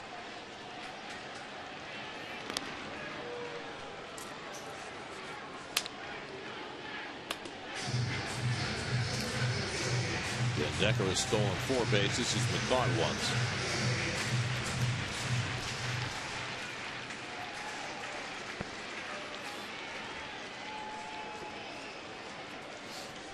One out, one on, last of the 9th. And Brown fouls it away. 1-1.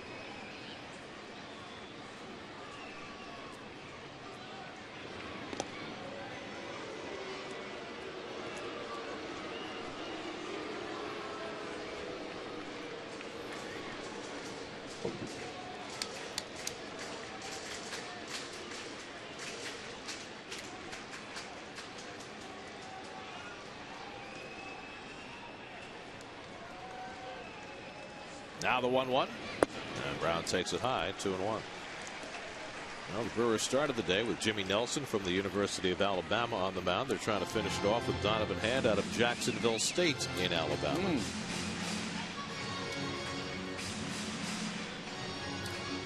Daniel Murphy will be quick to say, don't confuse that with Jacksonville University.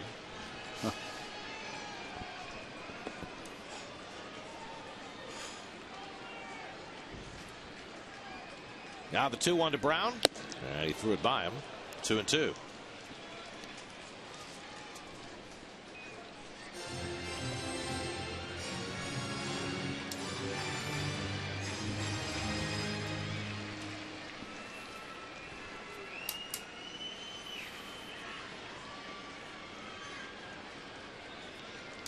And had 9 saves in his minor league career, spread over 7 seasons.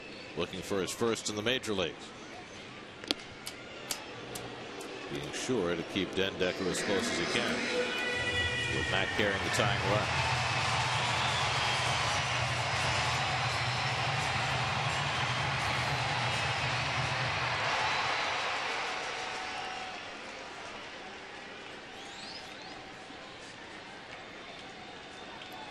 Now it's 2-2 to Andrew Brown. Fouls back the fastball to stay alive.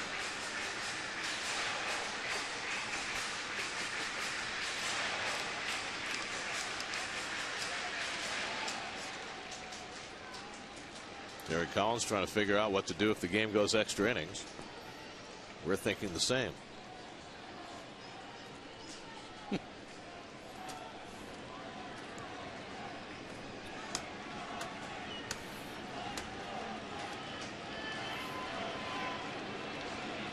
Now the 2-2 coming. And Brown fouls that one off Lucroy and back. Still 2-2.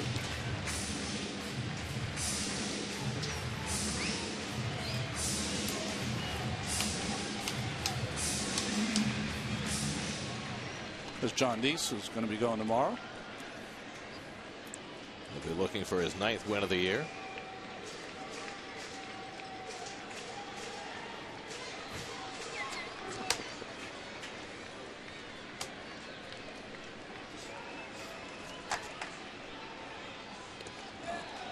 Lucroy knocks it down to keep Ben Decker from advancing. Now it's 3-2. Now you know what's coming now after that breaking ball.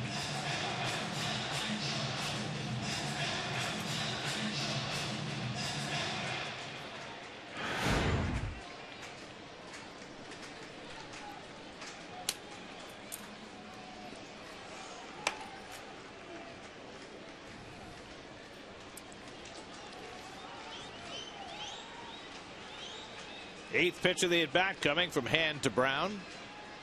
Den Decker runs. It's high ball 4, and the Mets have the tying and potential winning runs on base. Back-to-back one-out walks issued by Donovan Hand, and that'll get the Brewers bullpen busy. It wasn't busy prior.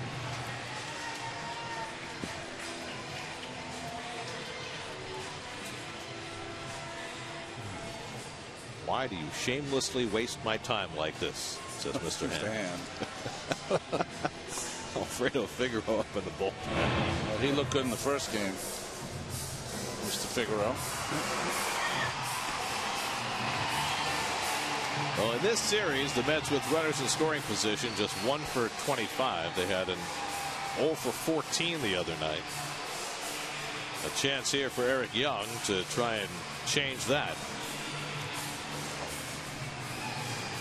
Young is 0 for 4 today/tonight. Twice is lined out to the outfield, but just 1 for 12 in this series. An extra base hit could win it for New York. Den Decker the tying run at second. Brown at first with 1 out. That would be lovely.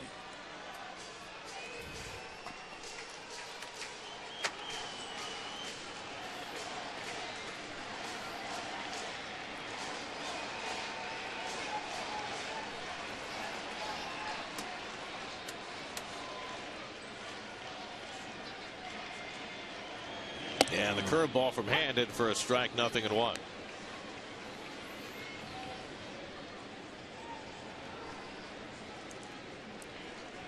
Lucas Duda would be next.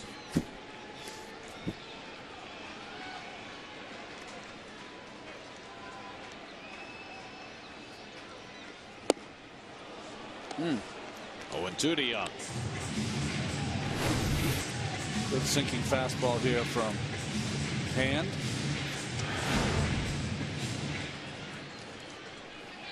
And trying to play his cards right.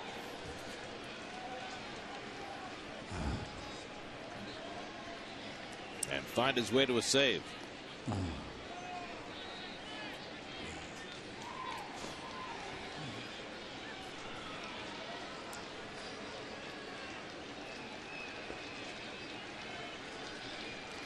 Oh, and 2 to Eric Young. And he slaps one over the bag. That's a fair ball. Dendecker comes in with a tying run. Now racing for third. It's Brown. The throw skips away. Backed up by the pitcher, and the game is tied.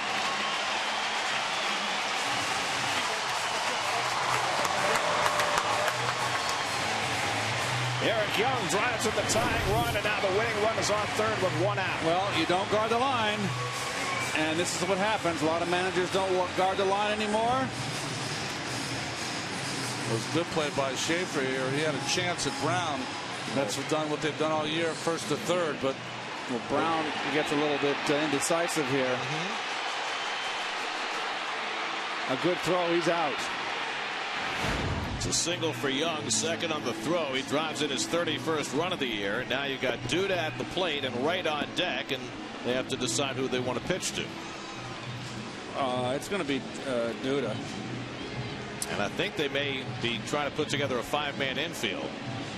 Carlos Gomez is coming in from center field. A fly ball would win it for New York. And so they're going to put Gomez in the infield and play 5 in and 2 out. So you're going to bring your fastest outfielder in to play the infield? Yes, really. And the guy with the best arm. They got him on already. So they put Gomez over at third base. But he might be the most athletic, I guess. Who knows? Now they're trying to decide who's going to play where. Gomez spreading his hands, looking at the dugout, saying, "What do you want me to do?" They put 3 on the right side against Duda with Betancourt over on that side. Here's Young's hit. No. If you've got, you're guarding the line, you got game-ending double play. Well, they're going to pitch to Duda. 5 infielders, all of them in. 3 right, 2 left. And big center field. Look at center field. I've never seen a gap like that before. Duda has 2 walk-off RBIs this year. The last one came May 28th against Mariano Rivera. Well, you can be a big redeemer here for Lucas. Lucas 0 for 3 and a walk today. Popped up with the bases loaded in the 7th. Now bats with the winning run on third and 1 out in the bottom of the 9th. And Duda's hit by the pitch, and the bases are loaded. So it will be David Wright to get the chance to drive in the winning run. Well, a little Archie Bell in the drills here. And now he's got his work cut out for him, Mr. Hand. Well, David batted with the bases loaded and 2 out in the 7th and grounded into an inning-ending fielder's choice. And now they're going to send Gomez back to center field and go with a standard infield alignment. Better play double play depth, don't you? Yeah, I think with David having the hamstring issue, I think that would be the right thing to do. Yeah, he's pushing him back now. There you go. Come on now. I mean, under normal circumstances, maybe not, but I don't know how hard David can run to first base or how hard they want him to run. Bases loaded, 1 out, 2-2 last of the 9th. Wright is 0 for 4 today.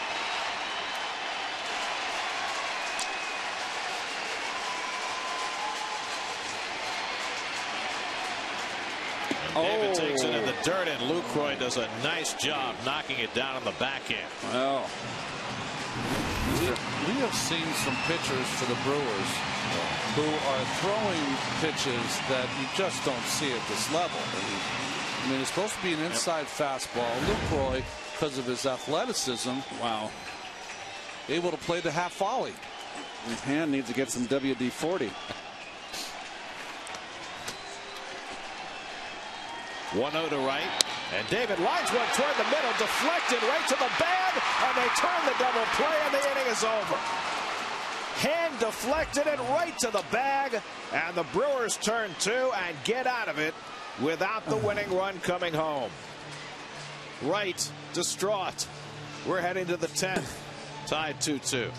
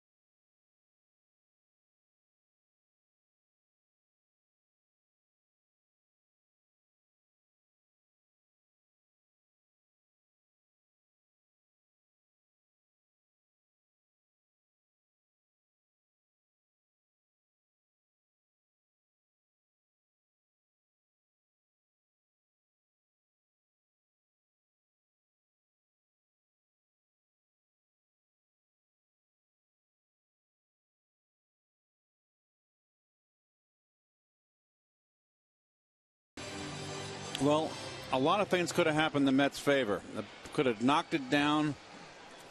I think they would have turned too. You see that the second baseman, Gannett, was already up the middle. David had it off the end of the bat. Juan Santana will come in to catch after Recker was taken out for a pinch runner. Justin Turner stays in at first. Wilfredo Tovar comes in and plays shortstop. And Matt Dendecker stays in the game in left field. And the new pitcher for the Mets is Scott Atchison. Caleb Gindel is the pinch hitter for Milwaukee, batting for the pitcher. Gindel started in the first game of this series. And Atchison falls behind him 2-0. Scott pitched last night, worked an inning, allowed a run on a hit on the Maldonado home run. And quickly behind on Gindel, 3-0. If you are keeping a scorecard, and I know you are, Juan Santana is hitting in the #1 spot for the Mets. The pitcher is batting second. And Tovar is in the 9 hole. There's a 4-pitch walk to Gindel to lead off the 10th inning.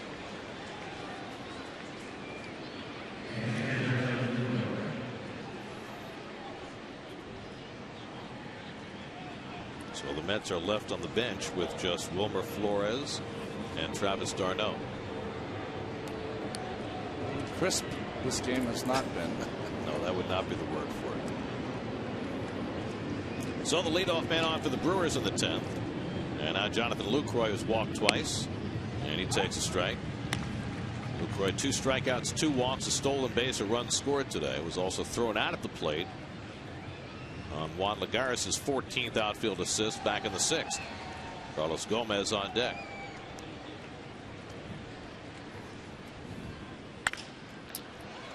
Down the right field line, Baxter chases toward the sidewall, but it's out of play. 0-2. This is the Mets' 57th extra inning of the year. The most they've ever played in a season is 60 extra innings. What year was that, Gary? 1979, matched in 1985. This is the Mets' 20th extra inning game. They're 8-11 in extra innings. The longest game of the season in the major leagues involved the Mets, a 20-inning affair here against the Marlins, which the Mets lost. There have been more extra inning games in the major leagues this season than in any season in history, for whatever reason. Keith, you might want to put your seatbelt on and make a little reservation in the city. Oh, no. I'm going to head back to the crib. Yeah, it's early yet. I'm going to go to the hotel for a little dinner. Oh, that's right. What the heck? If it's a 10 o'clock dinner, it's a 10 o'clock dinner. I hope you make it there before last call. How late are they open?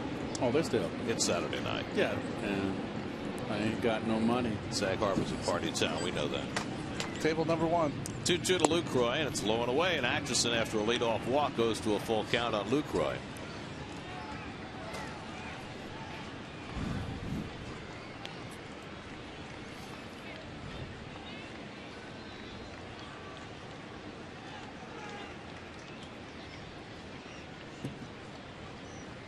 Atchison looking for the ground ball. Gindel takes off, and the ground ball sneaks through the middle for a base hit. And Gindel will go first to third. So Lucroy, a seeing eye hit up the middle, and the Brewers have first and third and nobody out. Credit Ron Renneke running the runner on the 3-2 pitch. He knows Lucroy is the guy who makes contact. Well, I think both managers here are a little bit at the end of their rope, trying to make something happen here. We're just laughing because of Murph with the deke.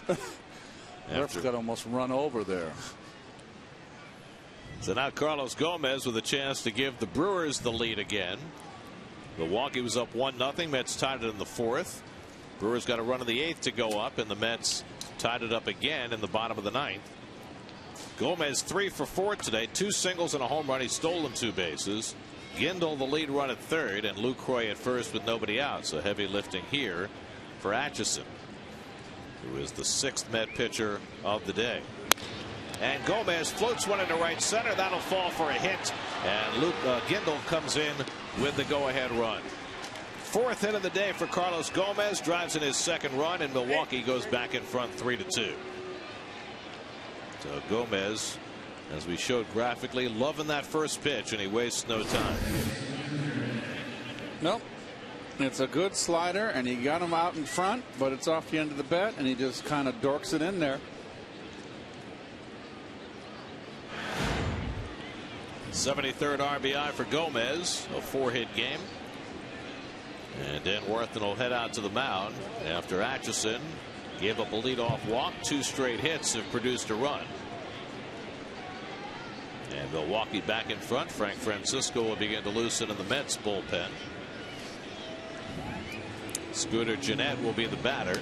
Already has 2 hits today. The Brewers now have 11 hits. The Mets have 5. Well, the Mets certainly had their chances to win this game in regulation. They had the bases loaded, nobody out of the 7th, did not score. They had the tying run in and the bases loaded with 1 out of the 9th and did not score again. And now the Brewers, given that extra chance, have gotten the lead run home in the 10th. That's looking for the bunt. And Gennett drops one down, foul.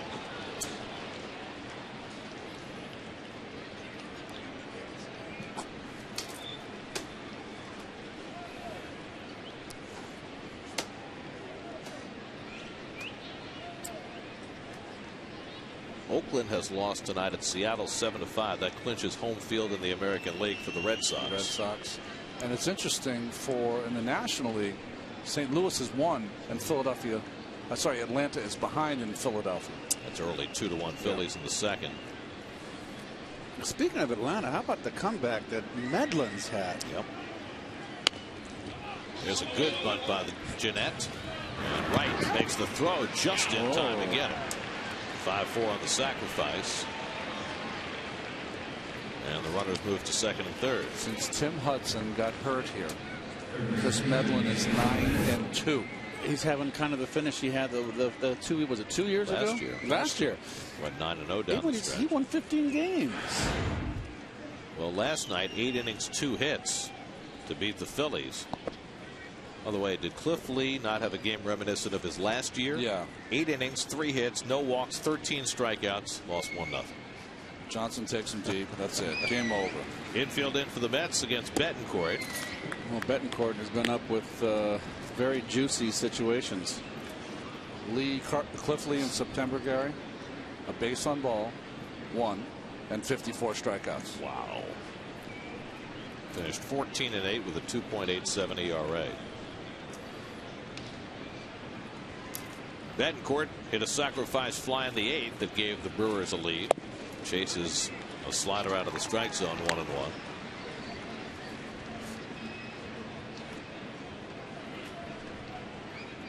Sean Halton is on deck.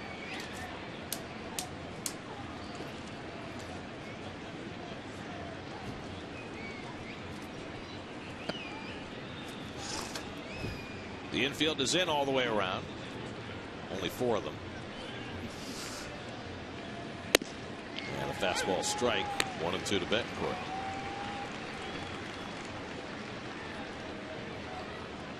Well, there's some people still in the ballpark here. Quite a few.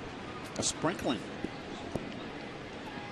Should be a full house tomorrow for the final day of the season and the Mike Piazza Hall of Fame festivities. Santano keeping that ball in front of him. 2-2 to Betancourt. Excited to see a full house. Oh, see? Be nice to your brother. That's what brothers do. Good dad. Been Not there. enough. Been there, done that. Line the other way, a base hit for Betancourt. That brings in Luke Croy. Stopping at 3rd is Gomez. 4-2 Milwaukee. We have symmetry. That's right. Brewers won each of the first 2 games of the series 4-2, and they lead 4-2 today. How about the last 2 at-bats that Betancourt's taken? Sack fly. Thick black. And then this nice base hit to right. Mets make a pitching change. 2 runs home from Milwaukee in the top of the 10th. We'll be right back to Citi Field.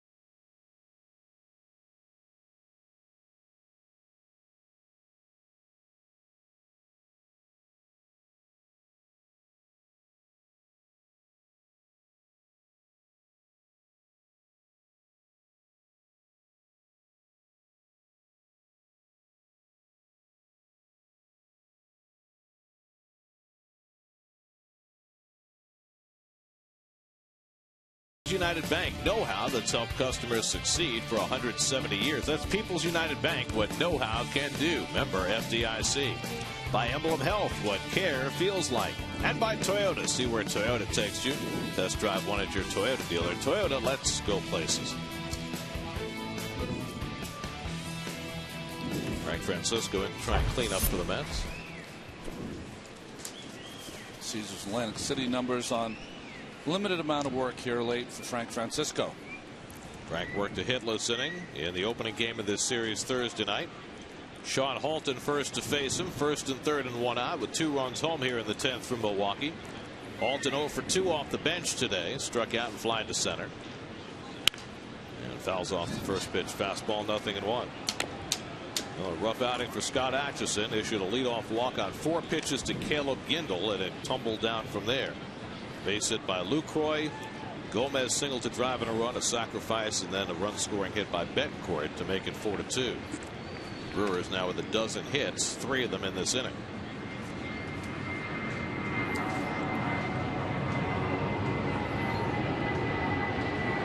And Halton lofts one down the right field line. Trouble for Baxter, and it lands foul.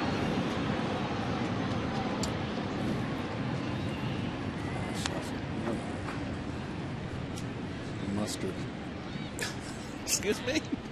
Did you say mustard? Ronnie and I are having a conversation. None of your business. Sorry, I didn't mean to intrude. Let me know when I can join the conversation.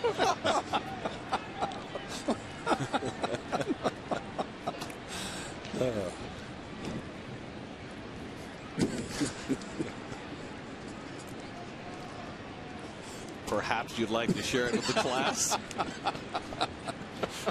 As we mutter under our breath. I'll take the demerits.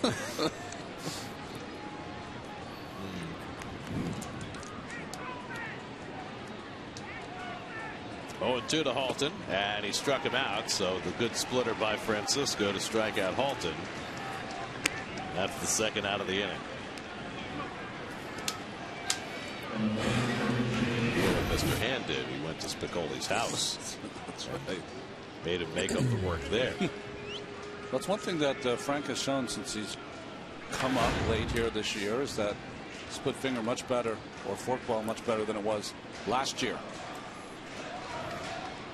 Now Logan Schaefer is 0 for 4 on the day.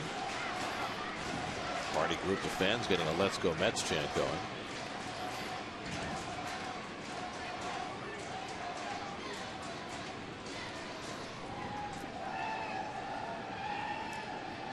Very proud of themselves. Schaefer bluffing a bunt, takes high for ball 1. Looking ahead to the bottom of the 10th, the Mets will have Murphy, Baxter, and Lagares to try and fight back. Faking a bunt. Really? Leading 4-2. He's already bunted into an out once today, trying for a hit. Slugs this one out to right center field. And Baxter has room. Side retired, but not before the Brewers put up 2 in the top of the 10th. Murphy will lead off the bottom of the 10th with the Mets down 4-2.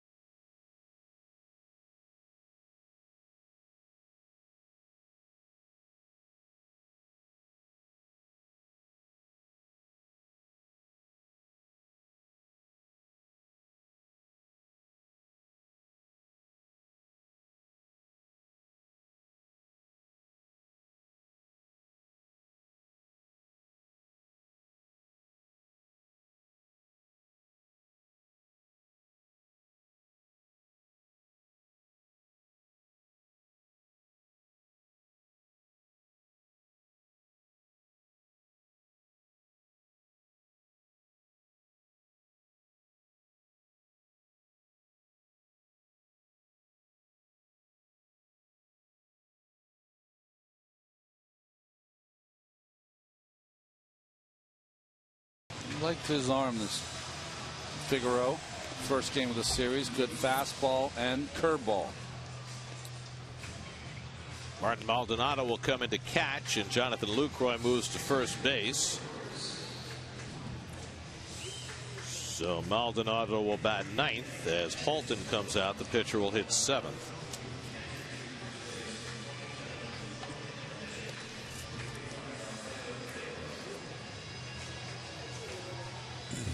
Daniel Murphy will be leading off in the last of the 10th inning.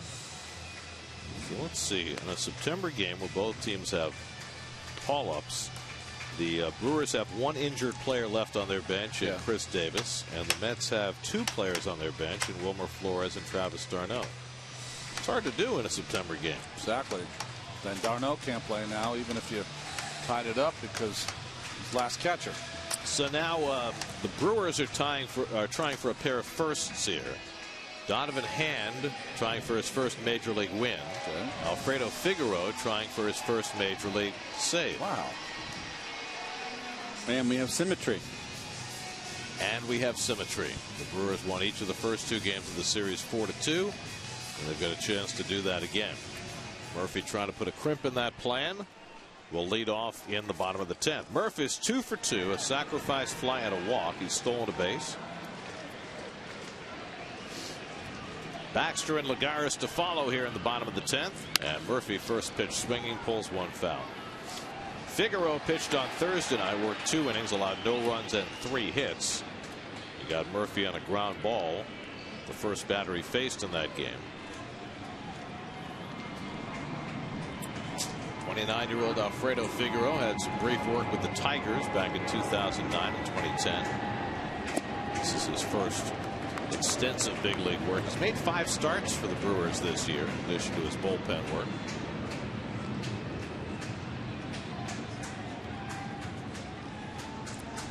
He has given up a lot of home runs. 15 home runs allowed in just 73 innings this year. Well, his fastball straight. That's the problem. So the Mets hoping to get somebody on with a chance to retie this game. There we go. Looping a blast.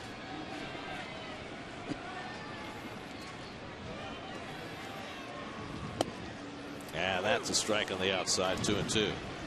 Personally, I'd prefer the double bloop blast. That would Bloop blast. Yeah. Or walk bloop blast. There you go. Well, that would send you off to dinner a little quicker.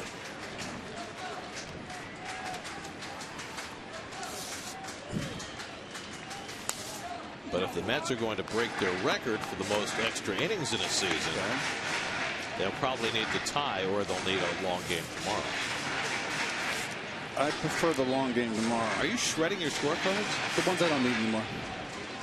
Well, wait a second. Those are collector's items. No, they're not. Oh, my goodness. You just trashed the Mona Lisa. Yes. Weren't we giving those away for like 4 months this year? Nope. Murphy down on strikes, 96 miles an hour from Figueroa, and that's the first out. I couldn't believe what I just saw. Well, I just discarded a few, that's all. The only one I kept was obviously this one, this game. Now, wait a second. The garbage is over there. Ronnie, you have access. Could you? I know you don't like really reaching in the trash, but can we retrieve?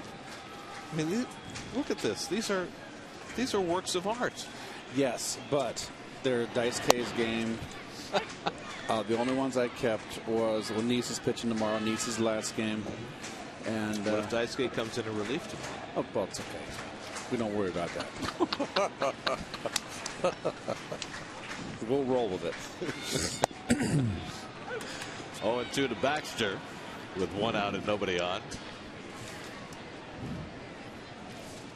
Baxter 1 for 3 and a walk.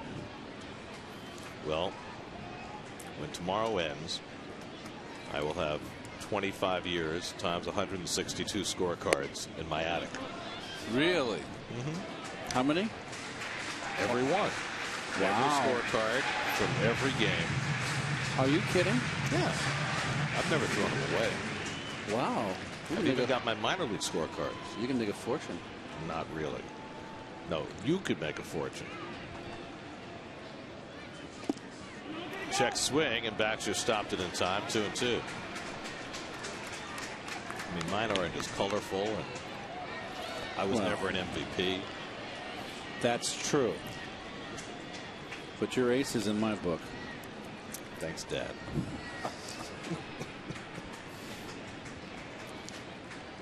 2-2 from Figueroa to Baxter.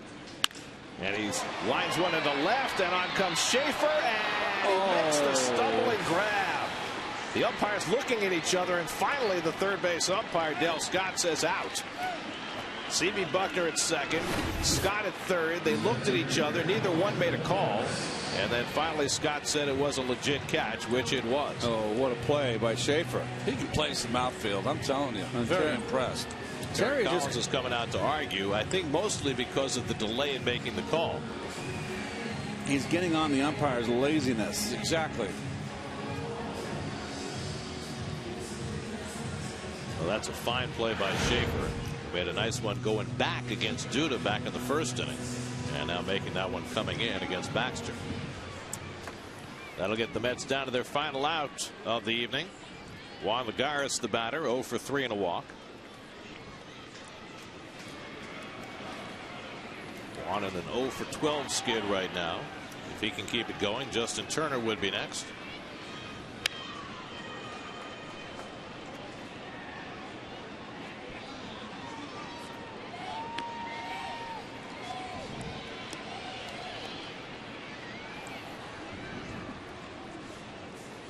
The Mets have used 7 pitchers. The Brewers have used 6. Figueroa trying to close it out.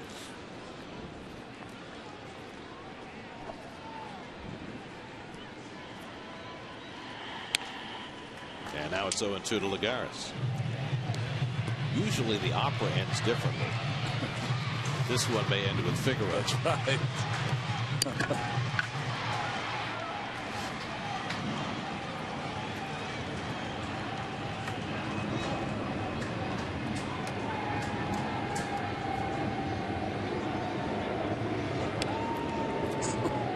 Sails to the backstop, 1-2. Figueroa a little excited at the idea of his first save.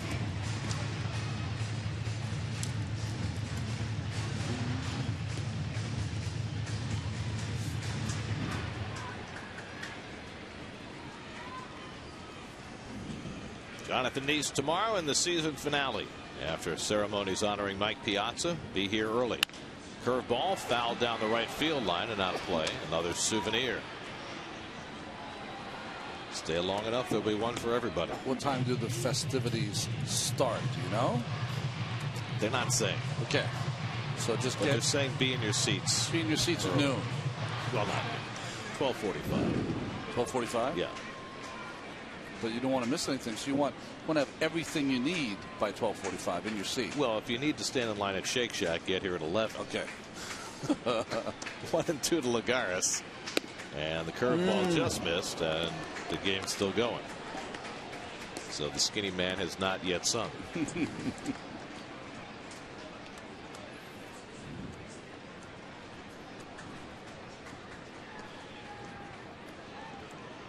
Two from Figueroa to Lagares, and he pops one foul, and that'll go out of play.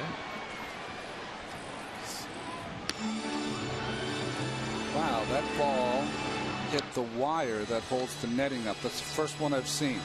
That's a hard thing to do. What, right?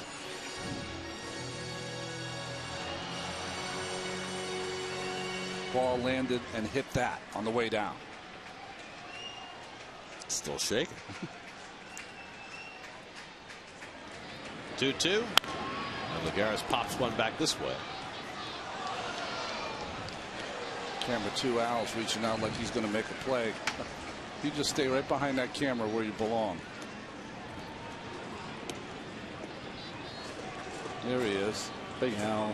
You know that whole saying about removing all doubt? Just stay right behind that camera. What's Al wearing, by the way? Al's a Mets shirt? Al's. Wow. It's the same way my kids dress when they're 5 and 6. 3-2 now to Lagares. Al's a homer. Well, you know what it is? Al is heading out on the road because he'll be working postseason games. So he packed the only thing that he wouldn't wear on the road, his Mets shirt. He wasn't happy when he got the price of the LaGuardia to Cincinnati flight. Slow ground ball. Betancourt makes the play, and the ball game is over. The Brewers win their third consecutive 4-2 decision over the Mets. One more day to go as the Brewers win this one with 2 in the 10th, 4-2. Well, I think for the Mets, Rang pitched pretty well in the beginning of the game. 4 hits by Gomez and the Brewers. Mets they faced 6 pitchers for the Brewers. They only had 5 hits. Only were able to drive in 2 runs as they've had trouble in runners in scoring position, their offense, and the Mets pitching gave up 4 with 7 pitchers. There's your game summary. Donovan Hand gets his first major league win. Alfredo Figueroa gets his first major league save. Carlos Gomez's 4th hit of the game drives in the go-ahead run of the 10th. And the Mets fall to 16 games under 500 at home, contrasting with a 1 game over 500 record on the road. Tomorrow, the final game of the season, Jonathan Neese goes against Marco Estrada. We'll have all the ceremonies honoring Mike Piazza's induction into the Mets Hall of Fame. Our coverage begins at 12:30 tomorrow afternoon. Now for Ron Darling, Keith Hernandez, Gary Apple, and our entire SNY crew, I'm Gary Cohen at Citi Field. Time for WB Mason Post Game Live. Let's join Chris and Bobby.